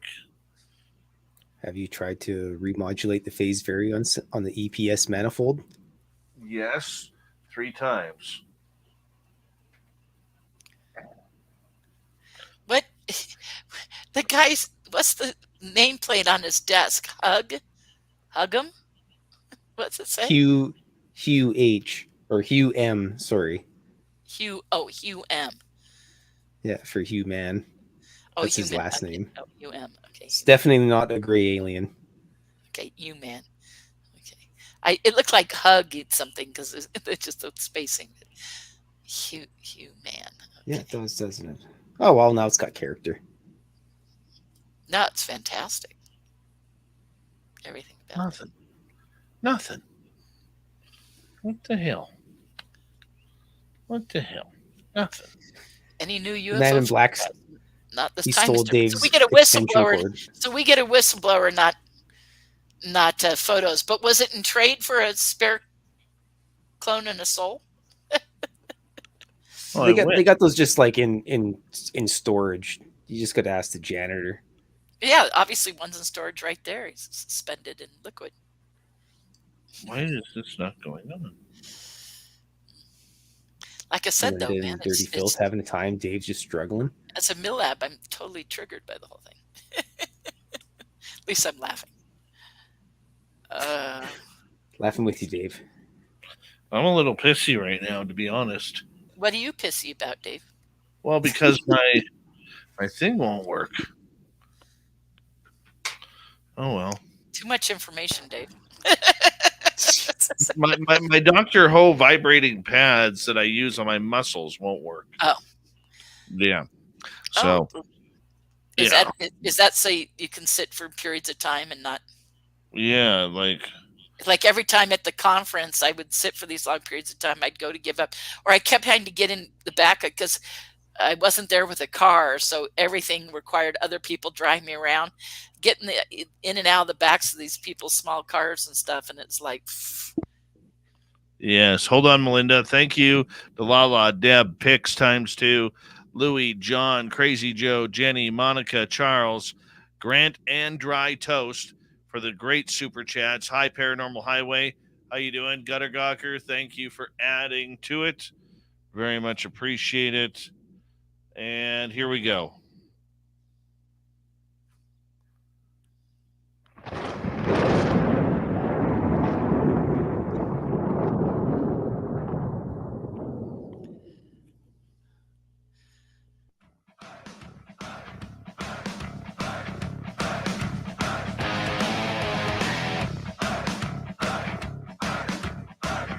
We passed the halfway point of Spaced Out Radio tonight. My name is Dave Scott. Thank you so much for taking the time to join us.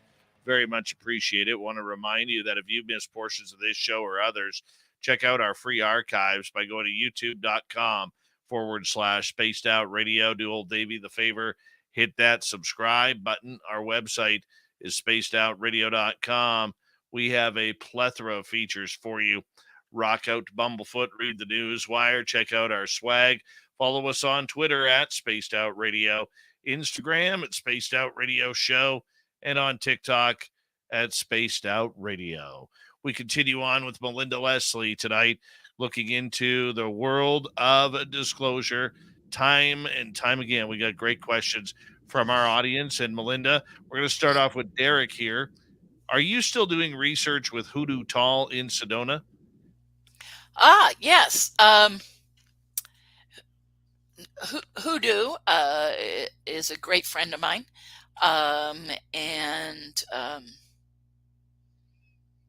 Yeah, I mean, he's a friend. I don't know that we really do research together.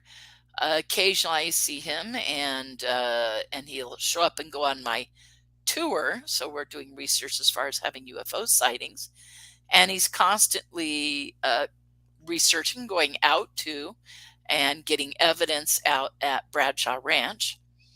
Someone I know online is here in town, and I'm hope if he's listening to this, he'll contact me because he was texting me about us getting together.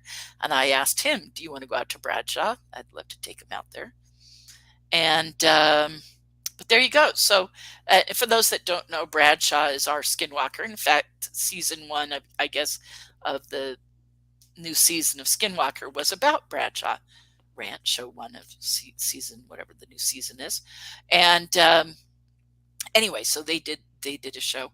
But yeah, a lot of paranormal things, Bigfoot things happening out there. But yeah, no, we're not really doing any research, Jay and I, other than he comes on my tours, but we're friends. And if he gets some really good evidence, either sighting wise and or out at Bradshaw Ranch, he shares it with me. So there we go. So I guess the simple answer to the question is yes. All right, let's move on to Robert here, who is asking, do you think David Grush is being set up?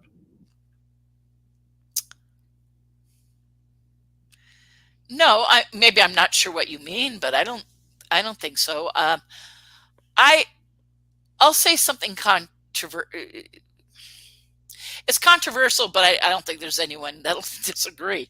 I think what we're getting with disclosure was rolled out, and I'm not going to say PSYOP, because PSYOP would be psychological operation. I don't think it's for psychological purposes per se, but that and there are different factions. This is one thing Rubio and Burchett address, and others within government. There are ones that, and Ross has been talking about this quite a bit lately. There are those that want it out and those that don't, and those at the DOD that are fighting this tooth and nail. But it seems like there's so much momentum from those that do want it out that will keep going, even though they're being pushed back against. The pushback's not stopping it by any means, and that there are ones that do want it out. So I think it's come out, and it's no mystery that Grush was at the SCU conference. There's video footage and still pictures where Grush and I are in the same picture, and I didn't know him then, and my picture wasn't taken with him, just someone aiming the camera somewhere in the room, and you see Grush, and me or Bob McGuire in the same picture, kind of thing. It was a small event, and we were in a small room, and so you constantly were seeing the same people. And so, but Grush being there at SCU and being there with his boss, I think was Lakatsky at the time, that you go, okay, well, wait a second, this is orchestrated. There's no other way to look at that and go that his coming out was an orchestrated thing. Now that doesn't mean that may not be a bad thing. It can just be people trying to make this happen, and that's, maybe it had to be for the only way the only way it could roll out. I go back to probably everyone here in here has heard me and heard, that I, because of a client that came on my tour years ago, right after all this broke, I got to meet Jim Semivan right away. No, I haven't talked to him now in probably 8 months, or at least 6, like since the very beginning of the year. But you go to, okay, I go back to those original conversations with Jim Semivan when he was saying, when everyone thought, To the Stars was a list of like 12 people at the time. And he said, no, we're a group of like 50 people. And then we even have more consulting than that. But you go, okay, if that was really a team of like 50 people, of which the 12 people are just the public face of a bigger group. And he kept saying that. So I go, okay, and a lot of those were intelligence types and stuff like him, so you go, okay, there was some planning in some of this. But again, that doesn't mean that's not necessarily, it's not necessarily nefarious or anything. It's just some thought went into this. And hence, a year ago, not only did Grush already go to the IG, but Grush was hanging out with individuals at SCU. So, and that's where he first met Knapp and Corbell and started talking to them. So, so again, this was, there was some effort into all this, but look what it's happening. It's creating these laws, and you have the senators and congressmen, I'm not like, oh, don't give horses in the mouth.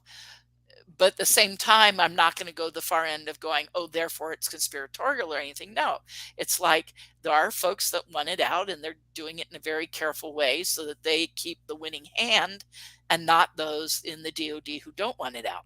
So hopefully it'll keep moving forward, And again, I'm looking for hearings because I want media attention, because that's when the public knows, and that's when the public will get on board.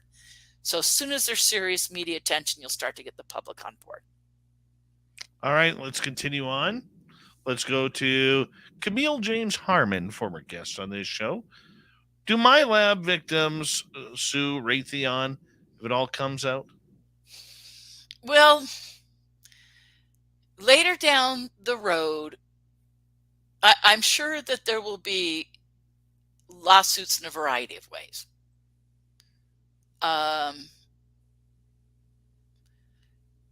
think it's going to start with, I just heard Ross Coulthart talking about this in depth in an interview he was doing. I guess it was his interview with Kurt Jumungal, his last one, that he was talking about these companies that are going to be suing from companies that were part of this illegal process with the SAPs. This stuff was given to companies without other companies getting to bid on it. And he foresees there being legal issues because of companies not having fair access to the development of stuff or any parts of it. And so giving those other companies a fair advantage, not only giving them the contracts unfairly, but also giving them a fair advantage of being able to use the technology when it was withheld from other companies. So stuff like that, I think is going to come up first. Before you even talk about MILABs, you have to address alien abductions, because those are alien abductees who then get targeted by covert human agencies. So I think we're a long ways away. And then specific companies, you'd have to prove that company's knowledge or involvement in your case.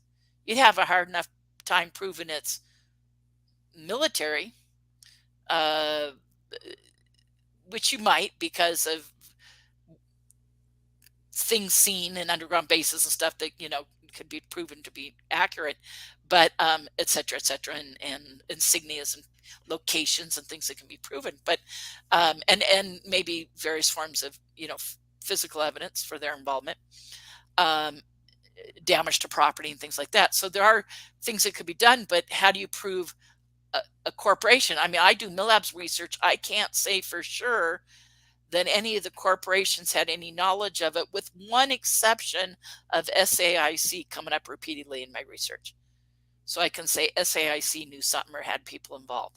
But Raytheon, Camille, has not come up in my research as specifically named by any of my abductees as saying that they were taken to Raytheon or that Raytheon employees were involved. I've not heard that. So maybe you and I have to talk. If you're aware of that, I haven't heard it. But I think we're a long ways away from that. All right, let's go to Kat here. What's the point of becoming a specialist on cases almost 75 years old? Because there's a lot of work that can be done. Because maybe no one else was doing it, I mean, Roswell's over 300 firsthand witnesses. It's just taken that long to gather all their data, and to interview them and everything when it's a small group of people doing so. And one of the major researchers, dies before it's over, I'm talking about Stanton, of course. And so you go, okay, it's like, that's how long it takes. That's how much data is there. It's not that it's 75 years old. It's a 75-year-old. It's a 75-year fresh case. It's not an old case. It's 75 years and it's still fresh because there's still research to be done and things to be learned. I agree with you on that. And you know what? That's the point of disclosure. If we only worry about what's going on recently, we'll never get to know what they actually have. Bingo. Exactly. Got to include the history. Let us move on here to another question for you. Let's go to Super Crazy. Melinda, do you think ETs have given us the cures for diseases like cancer, but they are still being withheld from the public? I don't know. Good question. Or have we just learned from them and medical breakthroughs and stuff that aren't being shared because of that technology all being held in secret? Yeah. I don't know what all that would include, but I'm guessing a whole bunch of medical information's withheld, and physics information and energy information and environmental information and on and on and on. I think that, we may not have answers for diseases, but I do think we have answers for a lot of technology that has been, gifted or gathered over the last few decades. And this also incurs on the previous question too, Melinda, where, we were talking about the history, the importance of the history. We don't know what they got out of it.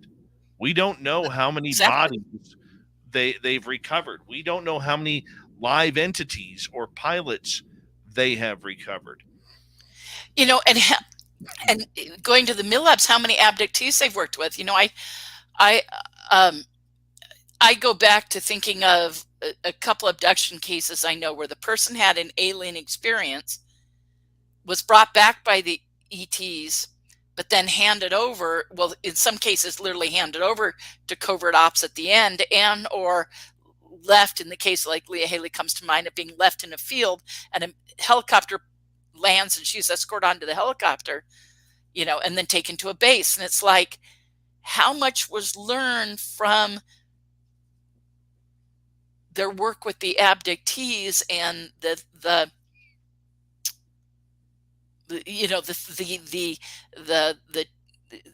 you go even to Kit Green and his work with the abductees, and how much work did NIDS and Bass and OSAP and those guys do, let alone the covert guys, you know. So and then and on top of what you're saying, Dave, about their history with the ETs themselves, we don't know what they know. and you got to look at the history to begin to ask the right questions. You know, the amount, this and their thing, that's the lady came to my office the other day, we were discussing is the amount of investigation. And someone online just said, oh, it's like Iran Contra and da da da da da. I said, except for that was one tiny little event, one little snippet in history, one very brief moment, and that was a huge investigation. This has gone over and over and over and over and over again repeatedly for 80 years. This is going to make all those other investigations they won't even compare in the amount of what has to be done to uncover this, and the amount of congressional and Senate investigations and church committees and everything, you know, what's got to go on with this. It took 80 years to build it up. It may take 80 years to undo it. Mm-hmm. But we got to start, because you can't start till you start. So what this is this is the beginning. Let's continue on here, as we got about 8 minutes to go. Let's go over to Renee, who is asking, what's the right questions to ask people in the know? I love this question. That's a good one. When you say people in the know, are you talking about asking the whistleblowers? Dave, do you think whistleblowers, government officials, which questions are we missing out on? What do you know? What have you heard? What evidence have you personally seen? You know, and it's case by case. In the case of congressmen, it's who have you interviewed and what have they told you, what evidence they've shared with you. In the case of the witnesses, is what project you were involved in, because one person might be a pilot who's been sent up to videotape, you know, hundreds of craft. You know, I just give a far example, but I'm just giving that, you know, let's say that's a possibility. And someone else might be someone who's involved in a crash recovery team and either did a bunch of crash retrievals or just worked on one retrieval once, you know. But still, you got to be like, what was your involvement? You know, how did you get assigned that? What was the name of the team? What was the location? Who was sent out? You know, how did the chain of command work? You know, I mean, there's a million questions to get the specifics on that person's one piece of evidence. So you have to ask them to share their details. There you go. I guess that's the answer. Me too. All right. Super Crazy wants to know, will we get to a point when ETs are walking down the street and it will be a normal everyday thing? Well, there's arguments that that's already happening, and it's a normal everyday thing because you're not clued into it unless you're highly sensitive, you know. So there's that may be happening, or in some places could be happening, you know. And so first off, there's that, and as an acceptance of living beings comes around, first they're going to deal with dead bodies, you know. But when it gets to living beings, you know, that'll open up a whole new area, because talk about, you know, we already have human rights issues upside down and sideways on this planet. What are we going to do when we have ET rights issues? You know, that's going to take years to work through. If there was one piece of evidence that you would like to see released to the public, you know, and I'm not talking something like bodies. We're never going to get bodies. Okay. What piece of evidence would you like to see? We could get, like we've got government released sightings. Okay. And there will be more of that. You know, that'll be huge throughout the rest of this year, next year. You know, I expect a whole bunch of release of stuff. But let's say, you know, that there's footage of beings, you know, or footage of dead bodies being created or something. I I would expect something like that. Like there will be evidence for that. And then people coming forward who worked on the biology and an announcement of labs that have had biological samples. You know, I expect that. I don't know when. I don't know if that's this year, next year, or 5 years from now. But whatever. I think it'll eventually get there. Of course, as this unfolds, that kind of information will come up. Mm-hmm. What's the rest of your question, Dave? I'm sorry. Well, just in regards to what's one piece of evidence you would love to see enter the eyes of the public? First or eventually? Well, let's start with first.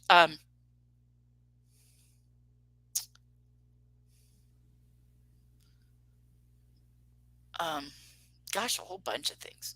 I think that the ships in our possession, you know, technology in our possession, but it's, you know, it's not like it's going to be on display somewhere where everyone can go, well, maybe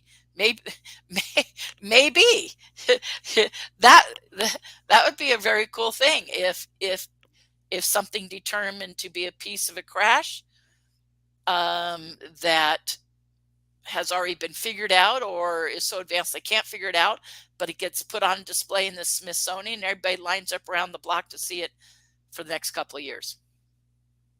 You know, that would be really cool. You know? I mean, I could go into documentation, you know, I mean, I think there's just going to be so much, it'll just keep coming, you know? So I think I look forward to, how's that for an answer, Dave? I look forward to all of it. I didn't expect that answer from you, to be honest, but I'll take it. I will take it for sure. You know, I would like to see a craft. I think that's why I said a craft, like on display in the Smithsonian where everyone can go visit it. Yeah, I would like to see a craft, you know, and I don't know if we'd be able to because of the radiation and everything.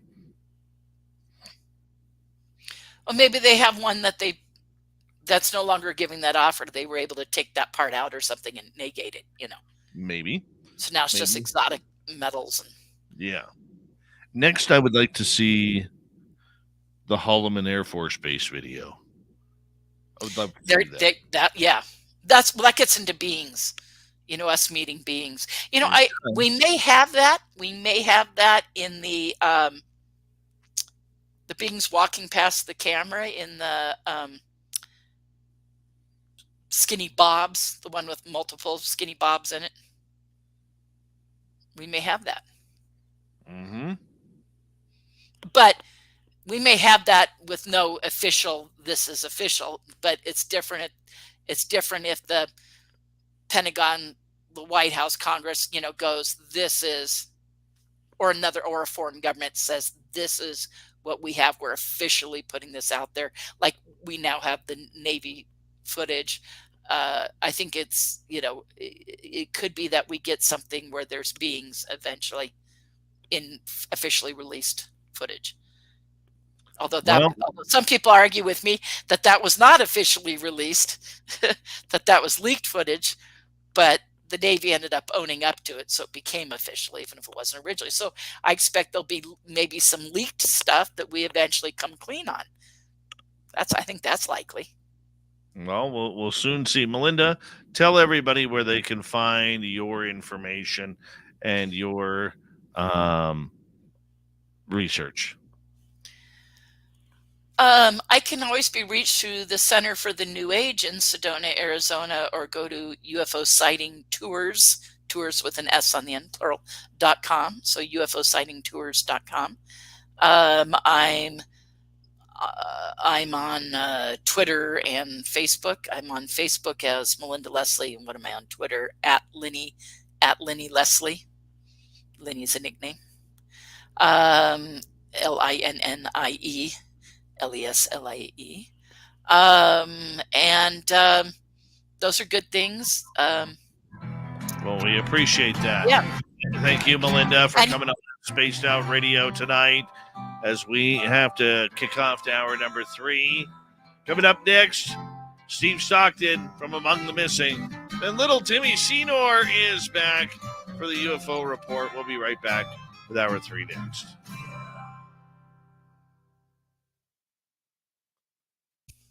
Sorry, Melinda, I had to cut you off there. That's okay. All right, All I was saying was, and you can find me here occasionally on Spaced Out Radio. That's what I was saying. That's being a smartass. All right, I'll let you go get some sleep, my dear. I know, I am tired. Do I sound as tired as I feel? Yeah, you do. A dragon tonight. No offense, love, but you do look dragon tonight. you But look that's all right. People are going to realize after everything I did, I earned that. Absolutely. All right, my I think love. we got into some interesting, healthy discussion. We had fun. I think there was a lot of very serious discussion. I would agree. Good night, Melinda. Thank you, Dave, for having me on. That was fun. See you later. Thank you so much. Bye. All right, Melinda Leslie, everybody. And I'm going to quickly step away. Be right back.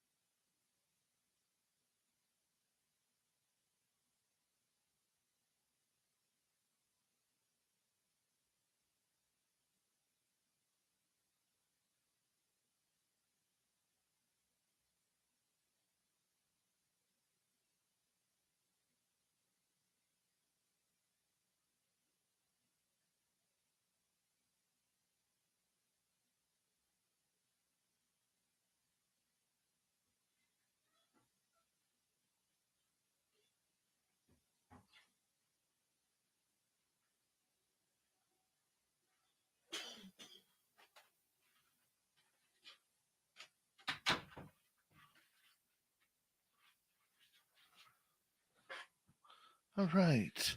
Hello, everybody.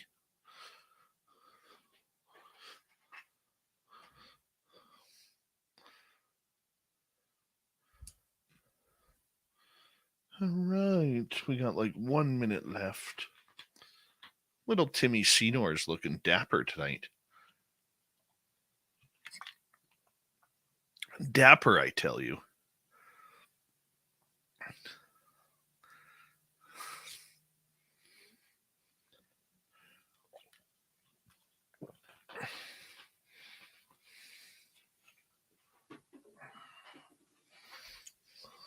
Andrew Reed, how you doing?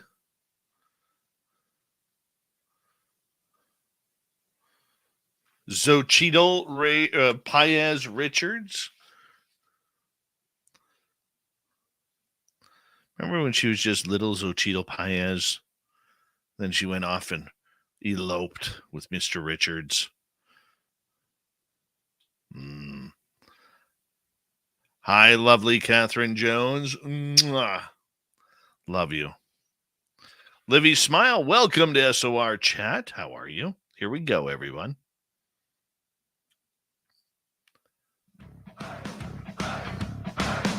Would you like to connect with us? Head to spacedoutradio.com for all your latest show info. Now, back to Dave Scott and SOR. Here we go with the third and final hour of Spaced Out Radio tonight. My name is Dave Scott. Very much appreciate earning your listening ears wherever you are on this beautiful planet we call Earth. Hello to everyone listening in on our terrestrial affiliates around North America, digitally on Odyssey Radio, TalkStream Live, at KPNL. All of our archives are free. Join us, will you, at youtube.com/Spaced Out Radio. Do old Davey the favor, hit that subscribe button. The Desert Clam has set the password for tonight in the SOR Space Travelers Club, Sage Ship. Sage Ship is your password. Use it wisely, Space Travelers, as the Clam sets the password each and every night right here on Spaced Out Radio. Our website is spacedoutradio.com. We have a plethora of features for you. Rock out to Bumblefoot, read the Newswire, check out our swag as well. Follow us on Twitter at Spaced Out Radio, Instagram at Spaced Out Radio Show, and on TikTok at Spaced Out Radio. It is that time of the night, once again, where we go and say hello to Steve Stockton from Among the Missing for another spooky story. Hello, friends. Welcome to Among the Missing YouTube channel on Spaced Out Radio. I'm Steve Stockton, and I'm about to take you on an unbelievable journey of people just like you. Their stories and encounters will haunt us on Among the Missing.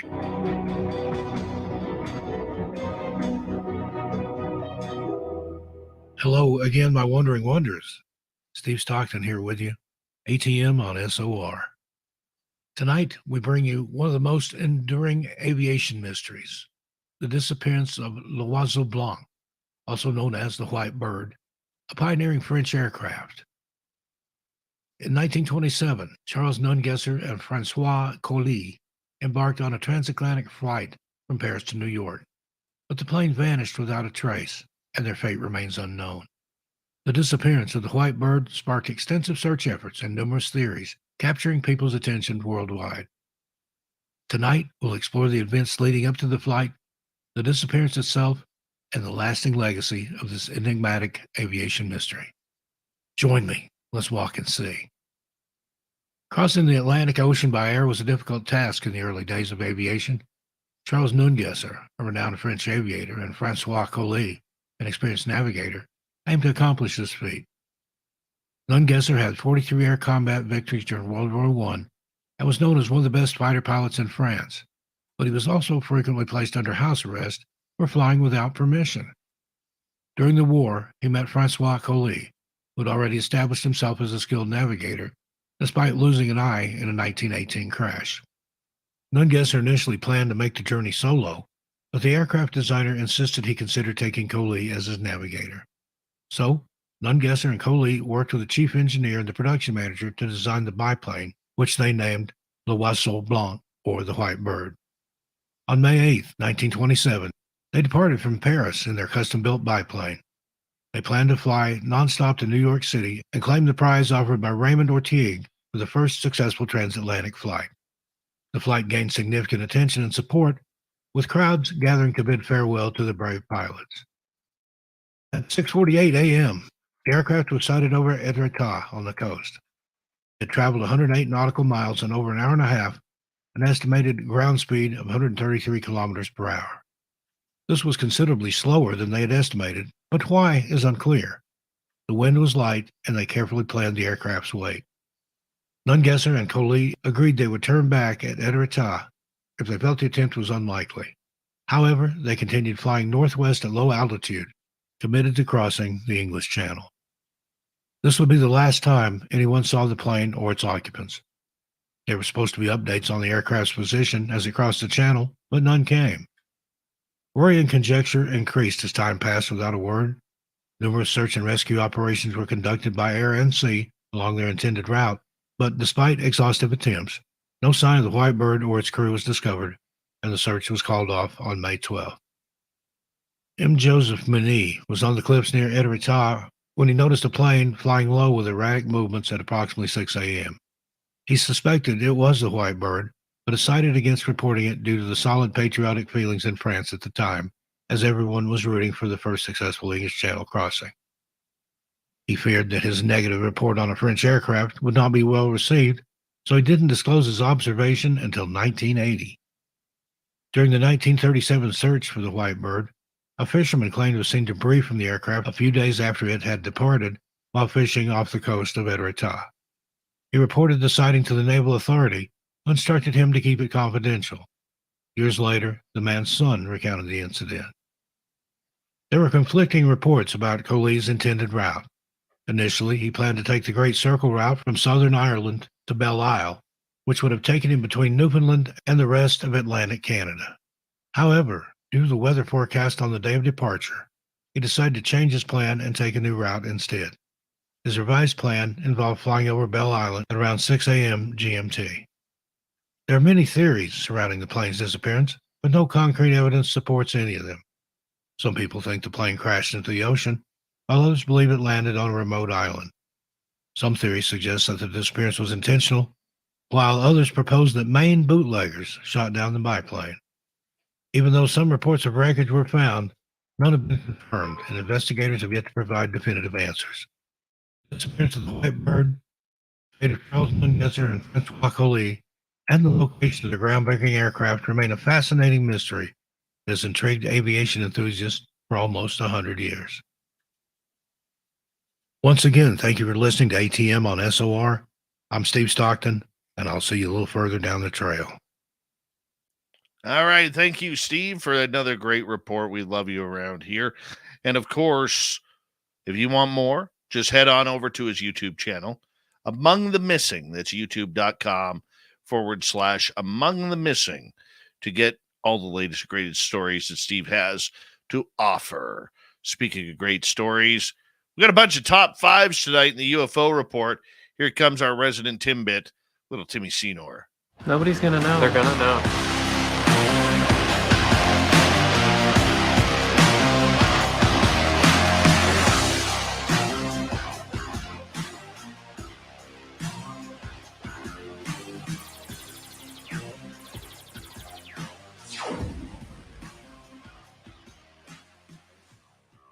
Hasn't been the busiest of weeks in UFO or the UFO world this week, but nonetheless, we still bring you the UFO report, courtesy of our good friend Tim Senor. Tim, it's a pleasure to have you here. We'll get you to, I guess I can unmute your mic and get things going here. How you been, buddy?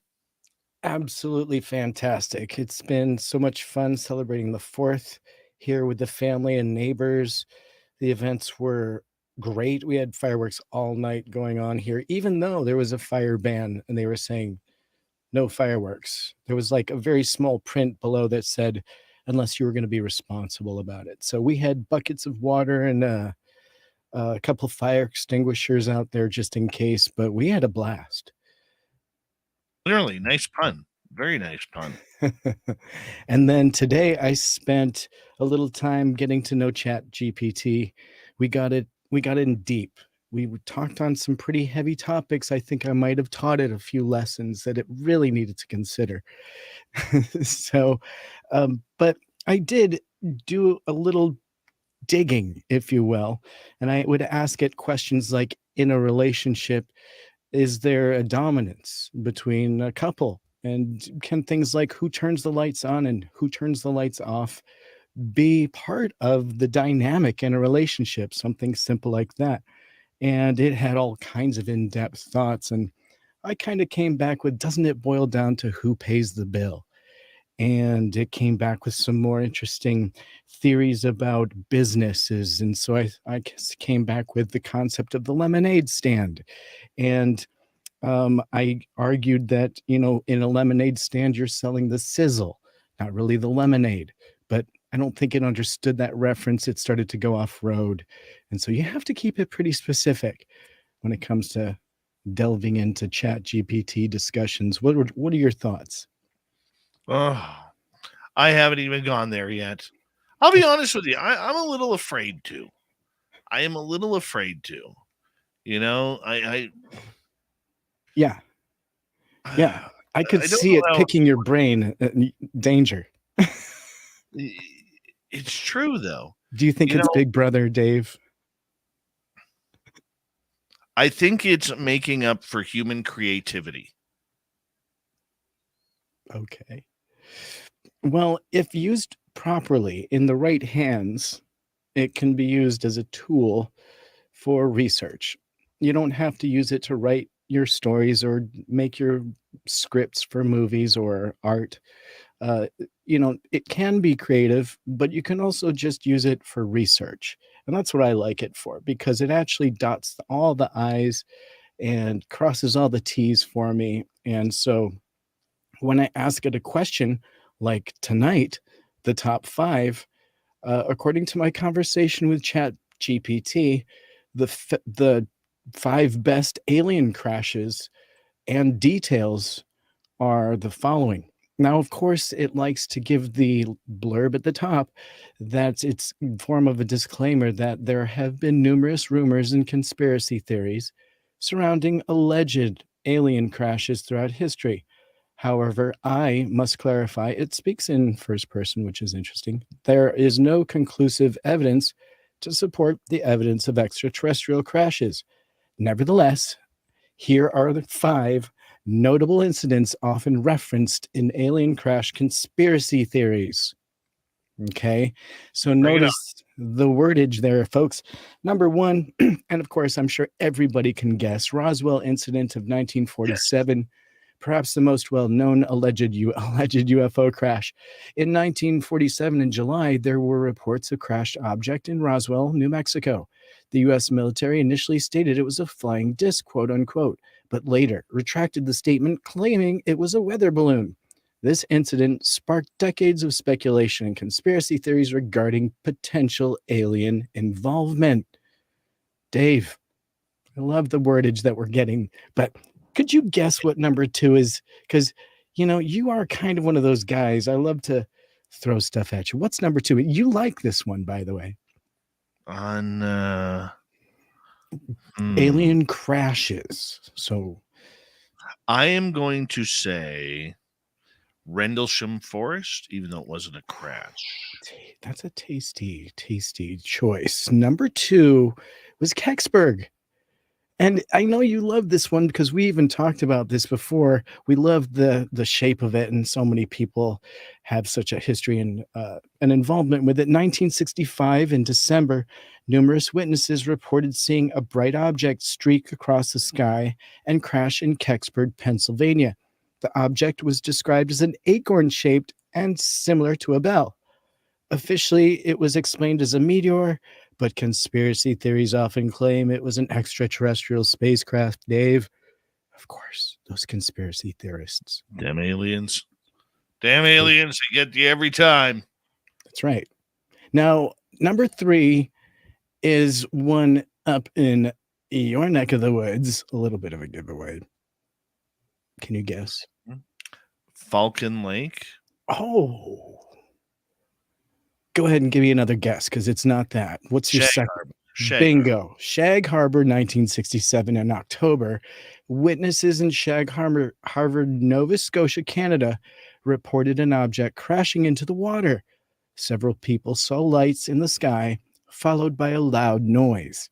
Canadian military forces conducted searches, but no official explanation was ever provided. And so many believe it may be an unidentified flying object crash. Dave, I think it could have been. I'm going to correct your English on there. Oh, It's not Nova Scotia, Canada. It's Nova Scotia. Just Nova Scotia. I was just reading what. I apologize. It's a pet peeve. That's fine. Let's discern that. That is officially a correction. Shag Harbor, Nova Scotia. It's like if I sit there and say Brooklyn, New York, United States of America. I'm fine with that. But that's me. It's very specific. Because then you can like spin the globe and be like, oh, Canada and then Nova Scotia. It's like kind of like, no, I get it. I'm not going to argue. It's your country. You do your thing. So number 3, this is a good one. He's grumping right now, you guys. He's saying Canadian things under his breath. Things like, what is it? Cheese on toast? What is that stuff? Cheese on you don't put cheese on toast? Well, what is that? You have a special name for it. It's something French. Cheese toast? No, anyways. There's a name for it. I can't believe you're not saying it right now. But back to UFOs. Something Poutine? Canadian. Are you talking cheese Poutine. French fries? Poutine. That's it. That's what I was trying to do. Cheese on French fries. It's a beautiful thing. It's just so Canadian. Number 4 happened in 1996 in Brazil. So Right. Varginha, Brazil, 1996. In January, rumors spread of alleged UFO crash, and it was reported that multiple extraterrestrial beings were captured alive by Brazilian military personnel. And although official investigations dismissed these claims, it remains a popular subject among UFO enthusiasts. That's pretty good for number 4. I kind of agree. That's a good crash. That is a good crash. Story. And, recently James Fox digging up all kinds of pretty good witnesses. Did you get a chance to see the film yet? I haven't found it up here yet. That's such a drag. You guys really need to get caught up because that is just such fantastic work. So compelling. And it makes you really want James to dig in deeper and get that next, because there's kind of hints that there's this other piece of evidence that he's aware of, but he just can't get his hands on it. And so it kind of leaves you wanting that extra bit of evidence at the end. And that's not a giveaway. He's come out in public and said that there may be something tangible still within that UFO case. So I think that's an excellent number 4. But number 5 kind of surprised me. It's a crash, all right. And it happened in the United States. Do you want to guess what ChatGPT considers the 5th most credible, with the best details available out there? So the one in the Appalachians? Okay. Zoom out. With the robot. No, this is a crash. This is just a crash story. I'll circle in a little closer. How about in 1897? This is an old Texas. one. It's in Texas. 1897 in Texas. Good job. The Aurora incident is an early alleged UFO crash said to have occurred in April 1897 in Aurora, Texas, USA. Just in case you weren't sure. According to accounts, a UFO struck a windmill, causing wreckage and death of the pilot. However, skeptics argue that this incident might have been a newspaper fabrication or misinterpretation. It's important to remember that all of these incidents, 1 through 5, are highly controversial and lack concrete evidence. They continue to be subjects of debate and speculation in the realm of ufology. I think that's great. It did a good job. I asked a couple other questions. Do you want to dig into some of them now? I've got enough for the whole night. Well, I know you do because you're very excited. We got 4 minutes left. Which one do you think was left off that list? That's a fair question because there are a couple, like, I like Rendlesham. Now, you mentioned that it wasn't really a crash, but it was a downed craft that was kind of up close and personal. What about you? Let me think for a minute. Oh, no, I asked you first. Oh boy, that's tough. Geez, I'm not such a good history guy. As you know, I'm out in a different realm of this topic, but let's think. Oh geez. Oh, I would sit there and say, I mean, if I had a say in any of this, I would say that I don't think enough crash sites have been released. I mean, there's speculations, but I don't think enough crash sites have been released in order to go. I would say San Augustine, because everybody talks Roswell. Nobody talks San Augustine. And Stanton Friedman was very, very much in tune that there was a craft that happened in San Augustine with Roswell on the same day. So yeah. that would be my choice. What about a more modern day? I mean, Virginia was 96. Rendlesham is so tasty. And honestly, when I heard it and heard that there was a tape and you listen to that firsthand account, and then you get the details from other people on that case, you start to really kind of get a feel like you're almost there. Those descriptions are really good and there's so many details. Now, there was supposed to be a film that came out, and I know that there was some issues because some of the people that came forward were coming out, with misinformation, unfortunately, just to get themselves in the spotlight on that topic. But I still feel like that was such a good one. It felt up close and personal, not really a crash, but a downed craft. It's so mysterious, in my opinion. I really like that event, that incident. What about Michigan? Wasn't there a Michigan UFO? Was that a crash? I think. I don't know. Because I feel that was I do know one that there was in Manitoba that nobody knows about, apparently. Around when? 1950s. Ooh. What about recent?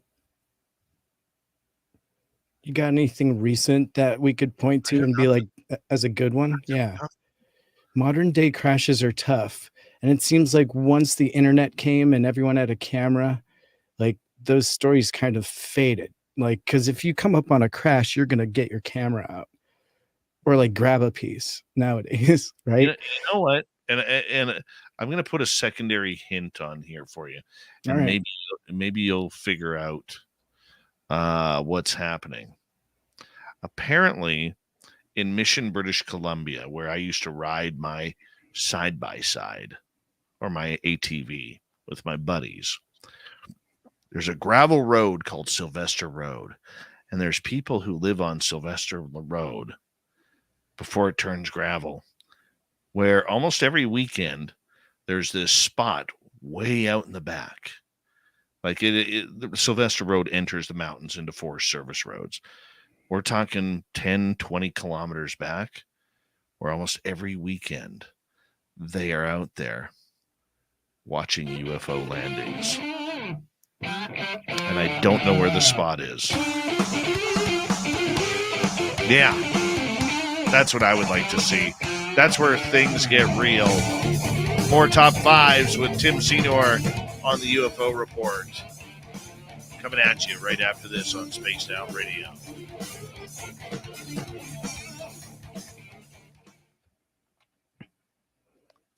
Apparently, they sit on lawn chairs. There's like 4 or 5 of them. They sit on lawn chairs, no fire, everything's silent, and they watch the craft come down, and they watch the beings get out. And apparently this happens quite frequently in this area. Hi, Gailey. How you doing? Pissing me off, Evan Walters? You know, I guess modern day, we're getting like play-by-play crash potential with Galileo Project or Skinwalker Ranch, if you want to consider that potential craft. Who knows what's down there? Anything could be down there. We don't know. Modern day crash recoveries. Mm-hmm. All I'm saying is it'd be a good road trip, Tim. It would be. We should go to Mission. Let's hit up Mission real quick. How you doing? Yeah, I want to get my ATV ready for that one, though. We definitely need my side-by-side. Actually, no, we could take the logging roads in, but we'd have to do some research into that because I don't know where the spot is. I just know that I've met someone who used to do that, but I haven't talked to that person in like 10 years. Hey, Rob G, need you to get a hold of me, if you don't mind. Starfish Troopers, how you doing?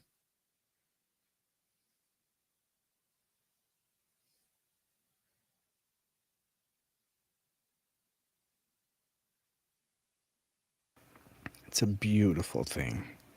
Mm-hmm. What do you think there, Tim, eh? I'm wicked terrified. I've got these triple layer undies all ready for a Bigfoot investigation. Yeah. Samantha's already manifesting. Yeah. People are like, are you ready to be ready to be ready? I'm just like, I don't think I am. You guys are making it sound deep. The Tim bit. The Tim snap. Oh, yeah. Tim bait. I've been called Tim bait lately. That's nice. Like being called that. I'm just kidding. But seriously, I have been called Tim bait. Old Timbits. Can't wait to get you some Timbits. Yeah, yeah. Plump me up right before I get snacked on. Hey, give you a little sugary coat for the Canadian wilderness. Dipped in sugar. Yep. Yeah. It's gonna be good. Excuse me.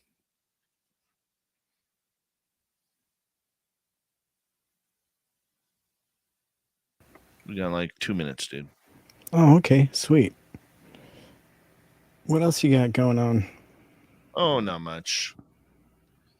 Not much. Just kind of getting ready. Getting ready for you to arrive. Yeah. Yeah. You and Merle. You and Merle. Yeah. Oh, look at that. Little Filth is trying to go to bed. Yeah, that's why he's dirty. Text me, Filth. Darn it. Or read your texts. I sent you one. Mm-hmm.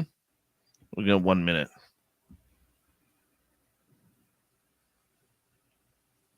Brown Dwarf giving advice. Unbelievable. He's like, butter yourselves up. If you want. Look what Filth just said. Drive to Edmonton, you dinks. Dinks. It has the most Canadian slam. That is so Canadian. Canadian slam. You know what pisses me off, Evan Walters, is that you don't like it when I sing Mr. Cowley to Mr. Cowley to the tune of Ozzy's Mr. Crowley. Pisses me off. really pisses me off. Hey, Eva. 20 seconds. Dude, I love your chat. Oh, they're beautiful. Bunch of beauties. Yeah, Jenny girl, how are you? there she is. Okay, 5 seconds, Tim.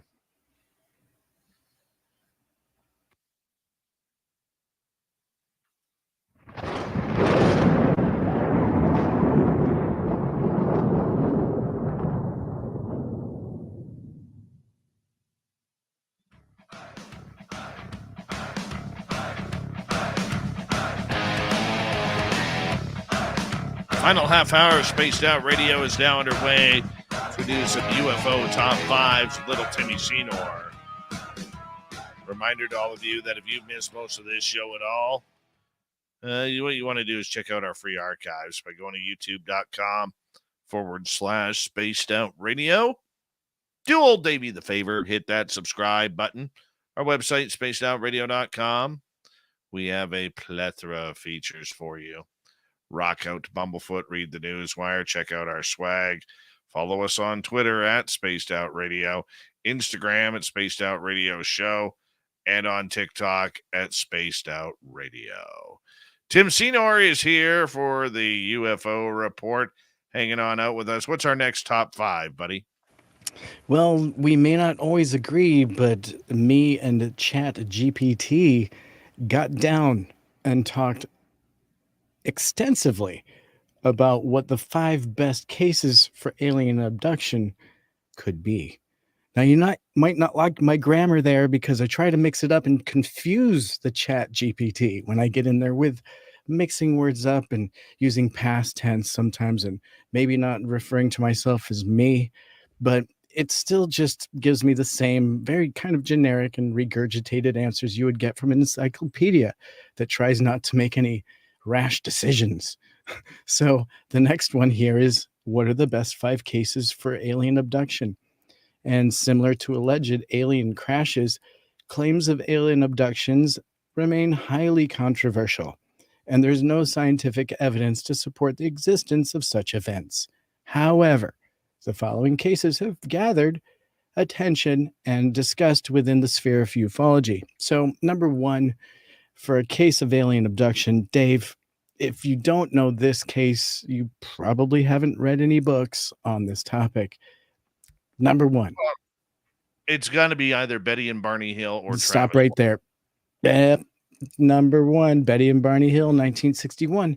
Perhaps the most famous claimed alien abduction case. Betty and Barney Hill reported an incident in September of 1961, and they claimed to have been taken aboard a spacecraft. And so while they were on this craft, they underwent medical examinations by beings they described as non-human. Hypnosis was later used to retrieve memories of the event, making it a prominent case in abduction lore. And, there's not much more you can add to that. It's definitely, in my opinion, one of the most impactful cases, just because when you listen to some of those regression tapes from Barney in particular, super impactful and scary, really, to listen. Like, there are some parts that I really don't even like listening to because he sounds just so petrified. So I absolutely agree with number 1 being the best case for abduction. What are your thoughts, D? I think that's a great Yeah. a great one to, because look, there was so much that happened with Betty and Barney Hill. Okay. Never mind the political times of an interracial couple, but the fact that they were both having experiences of, and the evidence that came out with their clothing, radiation on their bodies, binary downloads, solar system downloads on constellations we hadn't even found yet. And they were giving, these downloads of this, I mean, it really is the best one so far. I mean, it's not overhyped. Like, no offense to Travis Walton, who will probably be number 2 on this list. Okay, but it's not as overhyped as Travis has been. You know, I'm surprised there's never been a movie made of Betty and Barney Hill. You know, because There it has. is. What's that? There has been more than one movie like about Betty and Barney Hill. But okay, I'm not saying documentaries. Well, they made that one. There was a really good one. They reenacted it. Then I don't know. Oh, I yeah. would like to see I an wish you'd actual seen that. Hollywood script movie made on that. Not Like a a Fire in the Sky. like a Fire in the Sky. Yeah, Gotcha. that's Yeah. what I would like to see. Well, I'm surprised hey, maybe President or ex-President Obama will do that. I've heard in the winds that he's on top of that case right now and interested. Well, we'll see. Just the rumor. Number You- 2 is very hauntingly close, and you kind of said it, but I think it's kind of obvious. 1975, forestry worker Travis Walton allegedly disappeared for several days after encountering a UFO while working in Arizona's Apache Sitgreaves National Forest. Now, Walton claimed to have been taken aboard the craft and subjected to examinations, and his story gained attention and was adapted into the film Fire in the Sky. And I must say, you know, him still being available to the public, willing to talk on it, willing to take the examinations, he came back with stubble. All of his friends corroborate. I mean, there's so much to that story that you just kind of have to. I mean, it's hard to pick apart, is my point. And the fact that he's so willing to come and talk to people at events and answer questions on it, you know, make himself available, I feel like lends him to be even more credible. I've never met him, but I've heard he's incredibly easy to talk to about it. I've met him once. He is very incredible. He's very soft spoken. A lot of times at conferences, you can find him off in a corner somewhere playing guitar and singing. And you know what? He's just a nice guy. He really is. Well, he's a And, cowboy too, isn't he? yes. Yeah.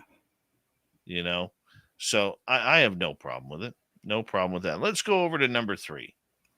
Can you guess whose story we might be at for number 3? I'm going to say the Andreasen affair. Man, you are good with that. But no, Whitley Strieber's coming in at number 3 in That makes- 1985. That Pretty makes sense. impactful dude. Strieber's also a best-selling author who wrote about his purported abduction experiences in the book Communion. And so Strieber's claims centered around reoccurring episodes of beings visiting by episodes of being visited rather by unknown beings in his home and undergoing various procedures. So his accounts further popularized the concept of the Greys, the typical alien depiction. And as we know, the cover of his book, Communion, also triggered a lot of people to have memories or thoughts on this topic and introduced a lot of people into potentially this topic and looking into ufology. Dave, what are your thoughts? Strieber's book Communion is the only book I've never finished. It is still sitting in a box down below in my basement, and I will never finish it. I'm scared to finish that book. And I have not opened that book since 1999, and I don't know if I ever will. So, I mean, it's been 24 years. Maybe I should, maybe I shouldn't. But you think I should, Tim? I don't know. Definitely you should. And his new books that he's written with the aid of his wife, who has since passed on, but's been able to write a book with, with his help. It's very interesting. And I have had the chance to be at an event that he spoke at. And he's just a very personable, endearing, gentle dude. And his knowledge is deep. And to have gone through those experiences, wow. I'm glad that he was able to write about it, because it changed a lot of people's opinions on this topic. And it's a lot. He said a lot of things that aren't easy to talk about in that book. So great number 3, definitely. Now number 4, I don't think, Dave, you're gonna guess, because honestly, I had heard about it. I didn't know a lot about it, but maybe you can. It's a lesser known abduction, but it's definitely kind of a wow. It took place in the United States in 1989. I figured. I'm sorry. And so 1989, this took place in Manhattan. The Manhattan abduction of Linda Corteil. I've And never heard. so so I had kind of heard of this one, so it coming from New York.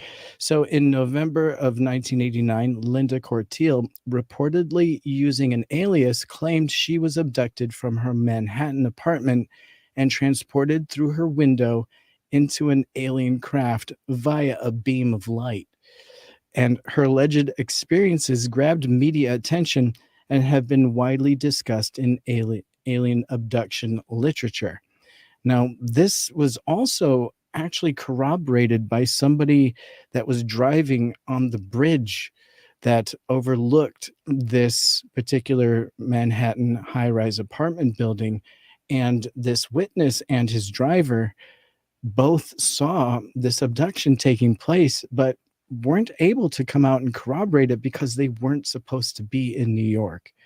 Now, people that are more familiar with this case, it may trigger a little more memories on it for them, but it's really interesting that this person eventually did come out and explain that, yes, he saw this take place and he was able to corroborate what took place, because that was a big claim for somebody to be abducted out of a high-rise apartment in a busy city. Can you imagine that? I've heard of this happening, before, of people being in high rises and all of a sudden they vanish, or they have craft hovering outside their windows. Charles Lamoureux, a ufologist out of Vancouver, Vancouver, Canada, just so you know where we're talking about. Okay. He's actually filmed UFOs hovering beside high-rise towers. So it's, in my point, it's a little bit interesting to see how this may play out. It doesn't surprise me.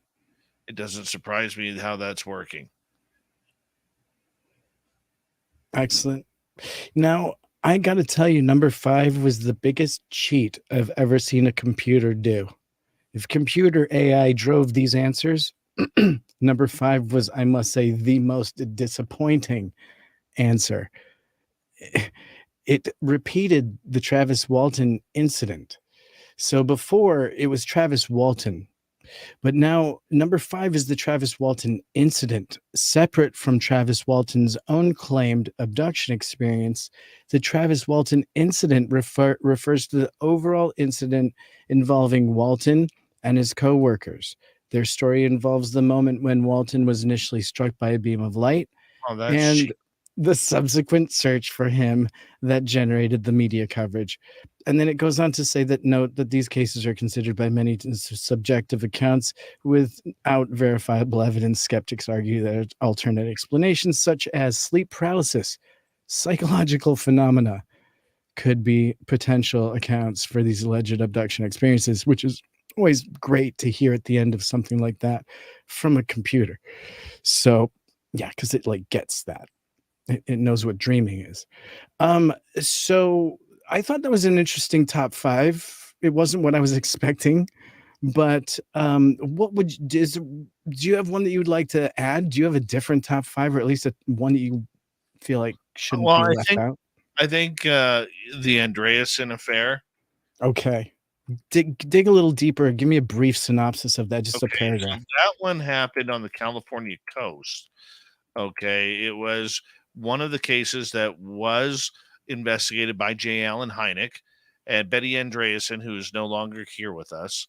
Her family was basically, I believe, on their way to Catalina Island or someplace like that. Always Catalina. It is always Catalina Island.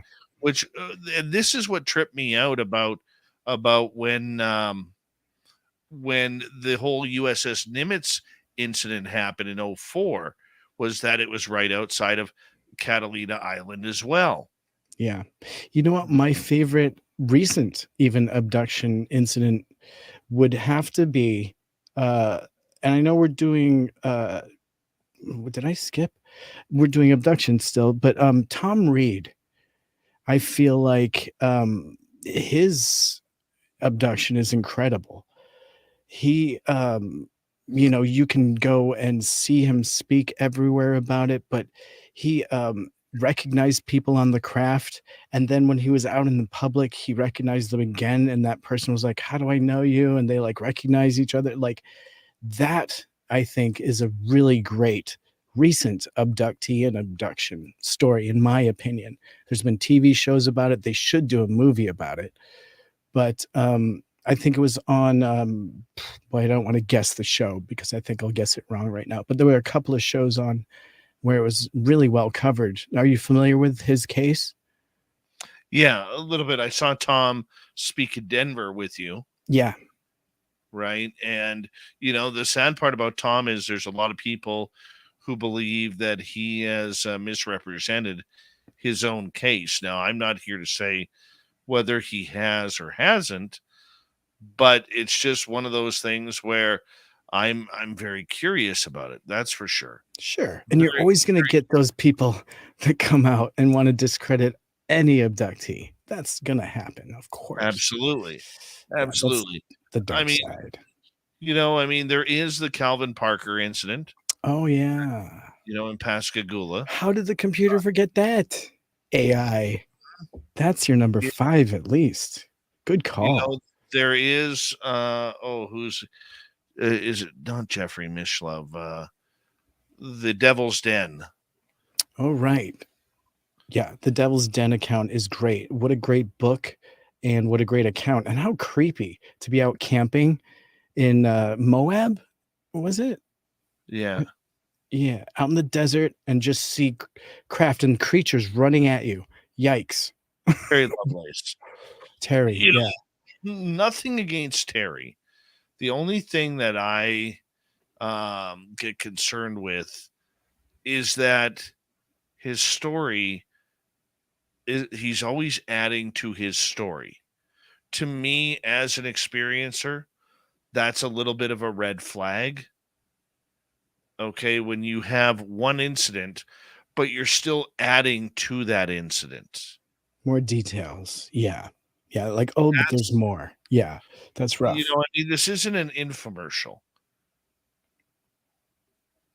It's a series of books, Dave. Yeah. Well, here's another set of 5 because I wasn't done asking questions. I wanted to know more. And so I asked ChatGPT to talk to me about UFO cover-ups and give me the top 5. And we're just going to hit them super quick. So, sure. Of course, the top 5 super psyop, Majestic 12. The Majestic 12 longstanding conspiracy theory suggesting the existence of a secret committee created by the U.S. President Truman to manage and then cover up the information related to UFOs. We've all heard that one. And number 2, and they're calling this a cover-up, which is beautiful, coming right out and saying it. Number 2, Project Blue Book. That would have been my personal number 1, but number 2 makes sense that the Air Force program established in 1952 to assess the nature and potential threat of UFOs would be a solid number 2. Now, number 3, they're calling this a cover-up. Rendlesham Forest. Cover-up. 1980, multiple U.S. Air Force personnel stationed at RAF reported encounters of unidentified lights and a triangular-shaped craft. And the incident received attention at some assert that the information was actually purposefully suppressed by the authorities. So there was a lot of suppression about that information. So, okay. Area 51 is our number 4, located in Nevada, USA. By the way, USA, little country just south of you. Area 51 has been a subject of numerous conspiracy theories, and relating to UFOs and extraterrestrial technology, legends emerged that the U.S. government was conducting secret research and housing captured alien spacecraft and bodies at this military facility. I think we knew that, but boy, is it Maybe. That's a maybe. We don't know. Is it real? We don't know. Number 5, the biggest cover-up. Number 5, the fifth biggest. They feel like the Phoenix Lights incident was covered up. That's a good one. 1997, thousands of people in Arizona reported witnessing a series of massive stationary lights in the sky, and the event became popularly known as the Phoenix Lights. So I think that's fair. Of course, there's the usual crucial note at the end stating how all these frequently referenced theories are conspiracy theories and not official accounts. But that's its disclaimer, not mine. I love this. That's a decent 5. There's a lot of conspiracy surrounding all of those. Did you want to add something? Because I know we've only got a few minutes left. I'd love to get yours. I would say if I were to add any to the cover-ups, it would be Shag Harbor. That's a good one. I think the lights over the White House is another one. I think Dulce, New Mexico, and Dugway Proving Grounds in Utah. There's other ones right there. You know, nobody talks Kenneth Arnold and the strangeness of that one when, you know, B-25, when they were allegedly hauling material from that dripped off these craft, that the B-25 crashed into, I think, Mount Rainier or something like that, or close to it. I mean, you know, there's all of these little interesting nuances that just seem to get you so far, and then the path just ends. Battle of LA. There's another one, right? Good one. Eisenhower meeting aliens. Holloman Air Force Base video. Valiant Thor. The Foo Fighters of World War I right through to Vietnam. Right? Oh, yeah. Some of those Vietnam stories are crazy. You got that right. Tim, we'll talk to you in a couple nights' time. It's been fun. Thank you for another great UFO report, my friend. We got Mr. Ron Bumblefoot Thal rocking in the background with Little Brother is Watching. Bumblefoot is the official music of Spaced Out Radio, rocking us in and out of every single show. Get your horns up for the guitar god himself. Special thanks to everybody listening in at home, at work, in your cars, wherever you may be. Thank you to everyone in our chat rooms tonight. YouTube, Twitch, LGAP, Facebook, Spreaker, LinkedIn, the Space Travelers Club, and on Twitter at hashtag Spaced Out Radio. I know you're out there somewhere. Remember, this show is copyright by Spaced Out Radio and SOR Media Ventures Limited. Thank you so much for choosing to share your evening with us, because together, my friends, we're watching. We own the night. Mr. Bumblefoot, we need a favor. We need you to take us home.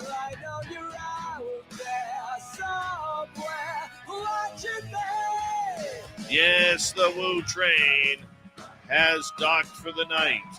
But soon, my friends, we shall ride again. Your seats are always available. Your tickets never expire.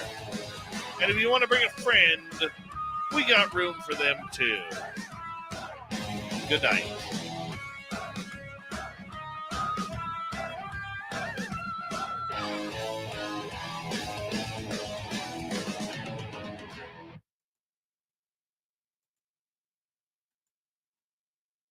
That was fun. That was fun. Good times right there. Good times.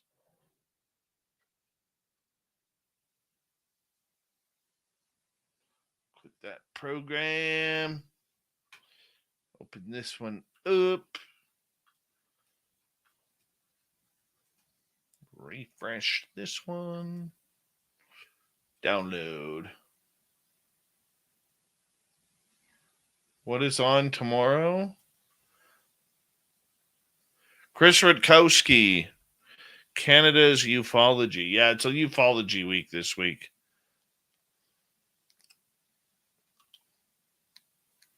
Next week, we're going to space it out a little bit.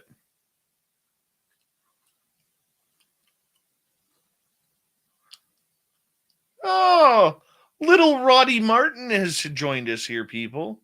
Little Roddy Martin, my twin. Gorgeous Larry, how you doing? Gorgeous Larry. Cat the Kit, nice to see you.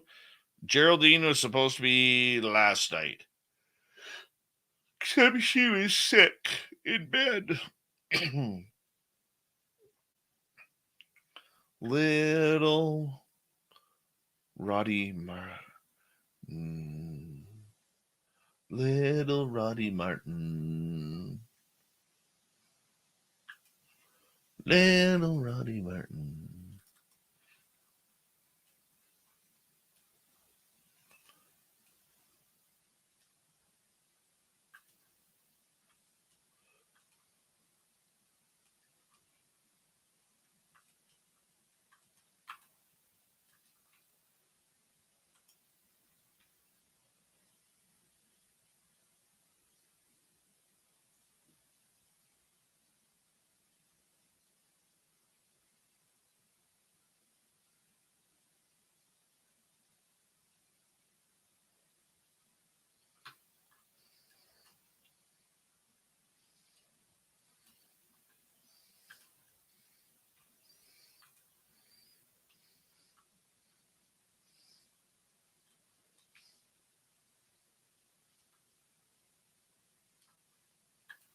What are you still doing up, my man?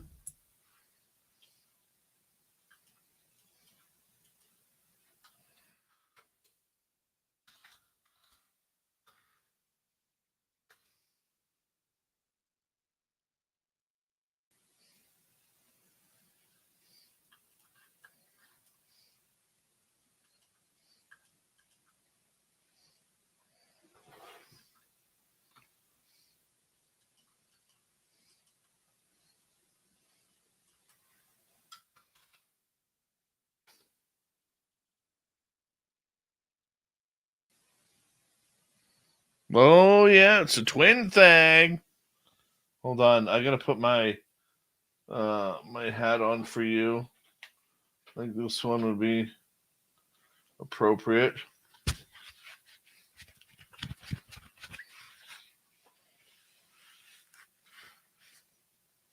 There you go. Now we rocking it. Now we're rocking it.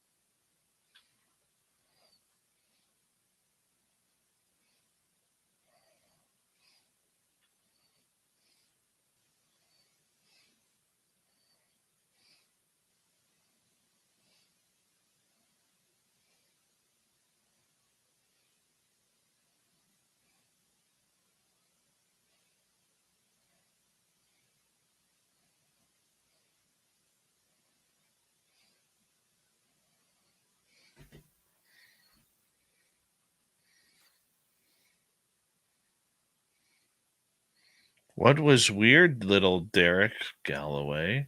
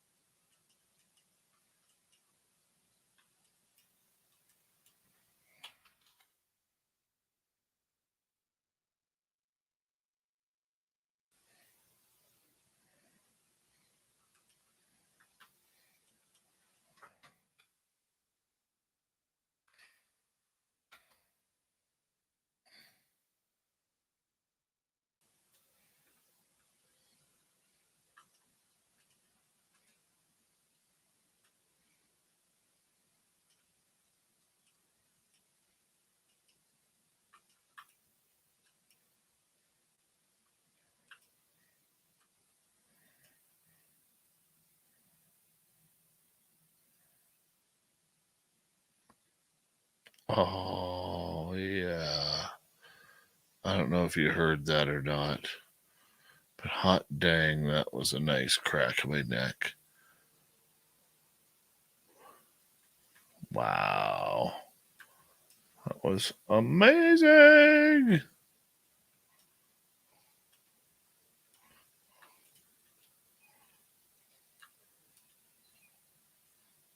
Went to the chiropractor today.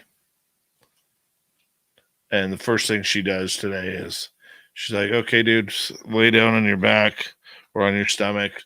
So I lay down on my stomach and she's like, okay, take a deep breath. And she puts her hands like right around about halfway up my back and she just boom on my back and my whole spine went up to upper spine went do do do do do do do in cracking.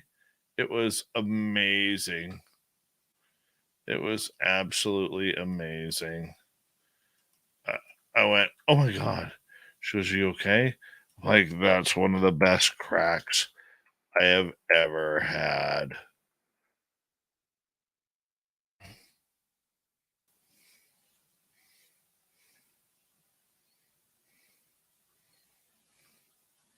The good part about it is my body is starting to loosen up.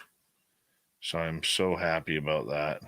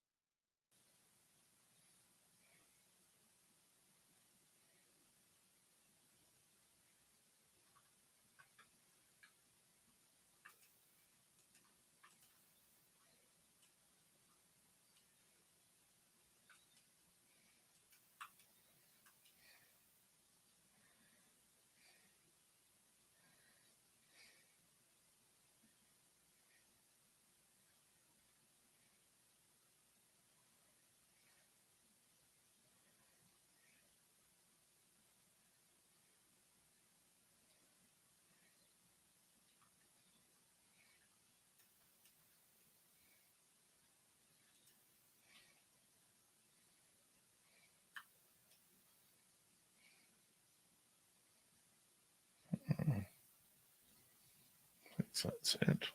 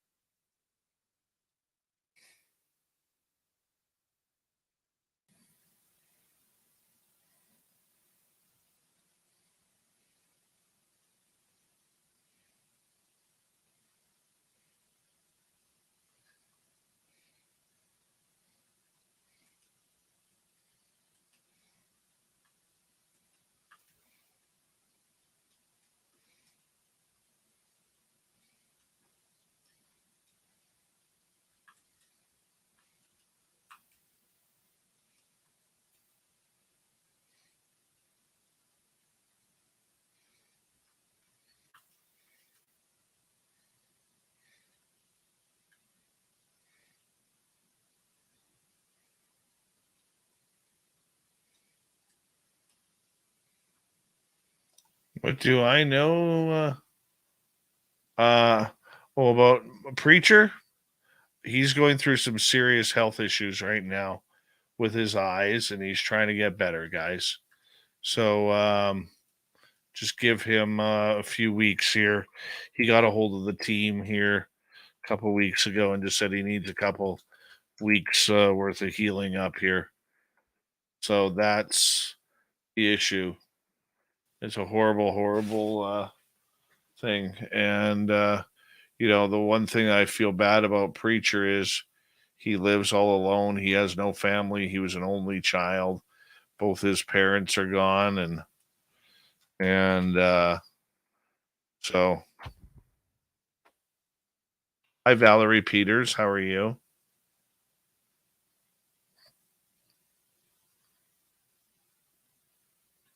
Yeah, as soon as I know, I will update you all.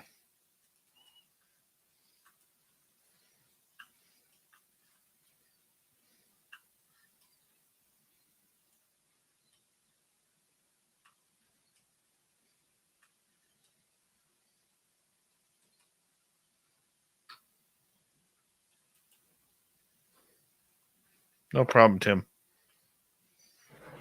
I'll be right back, guys. I'm just gonna go stretch out.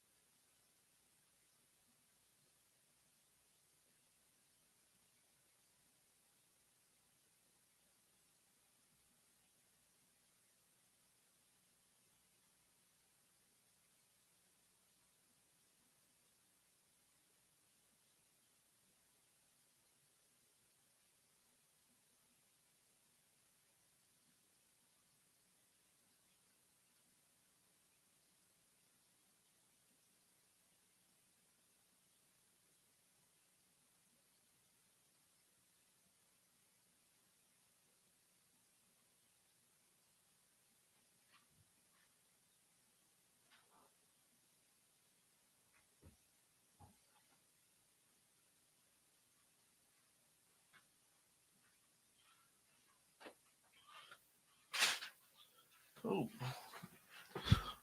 Hello, everybody.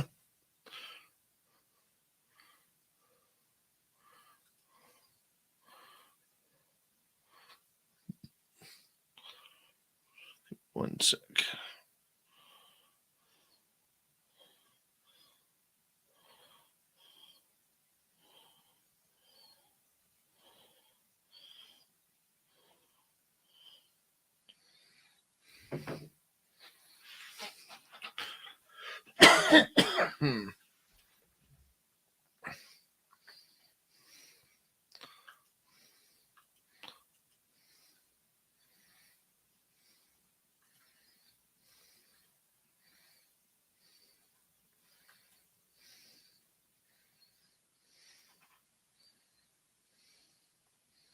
Come on, hurry.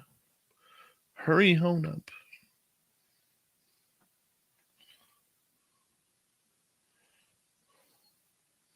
All right, there we go.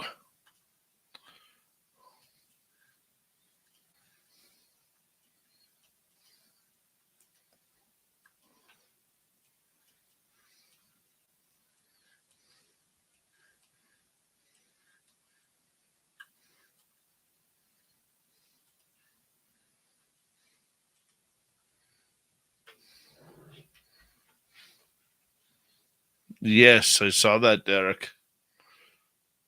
Solar storms? Sure, hit me up on the one topic I'm not up to date on.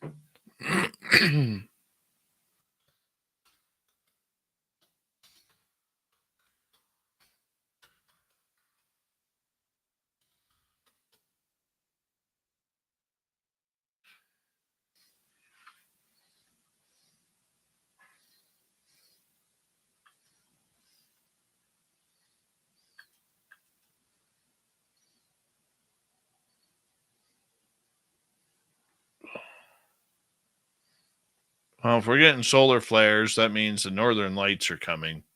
So I get excited about those.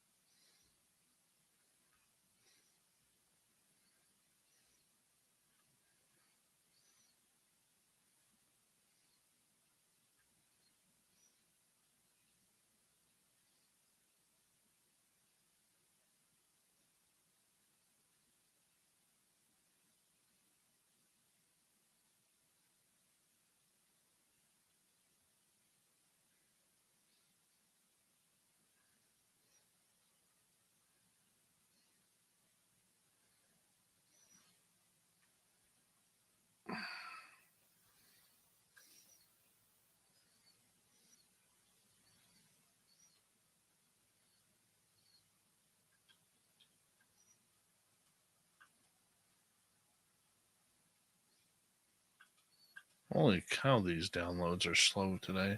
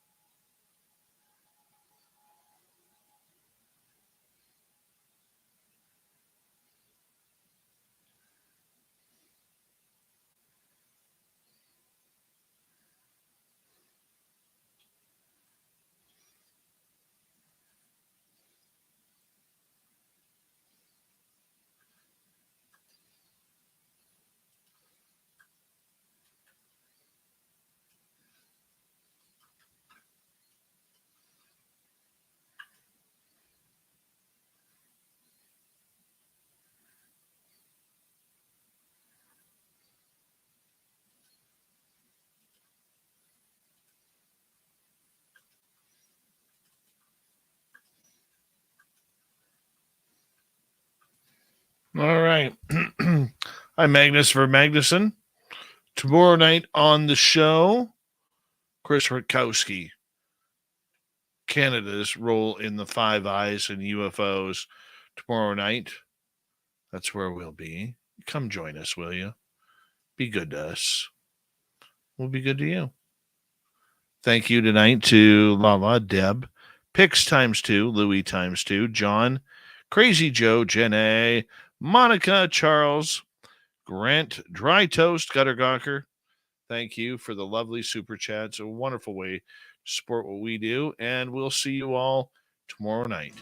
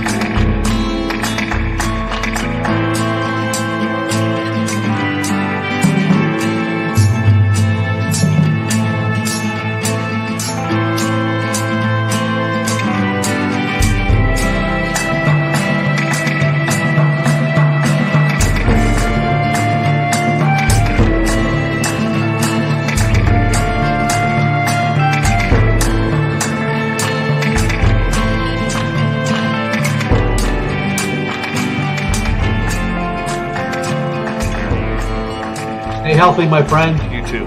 If you need bail money, give me a call. Always, Dad. Take care. You too.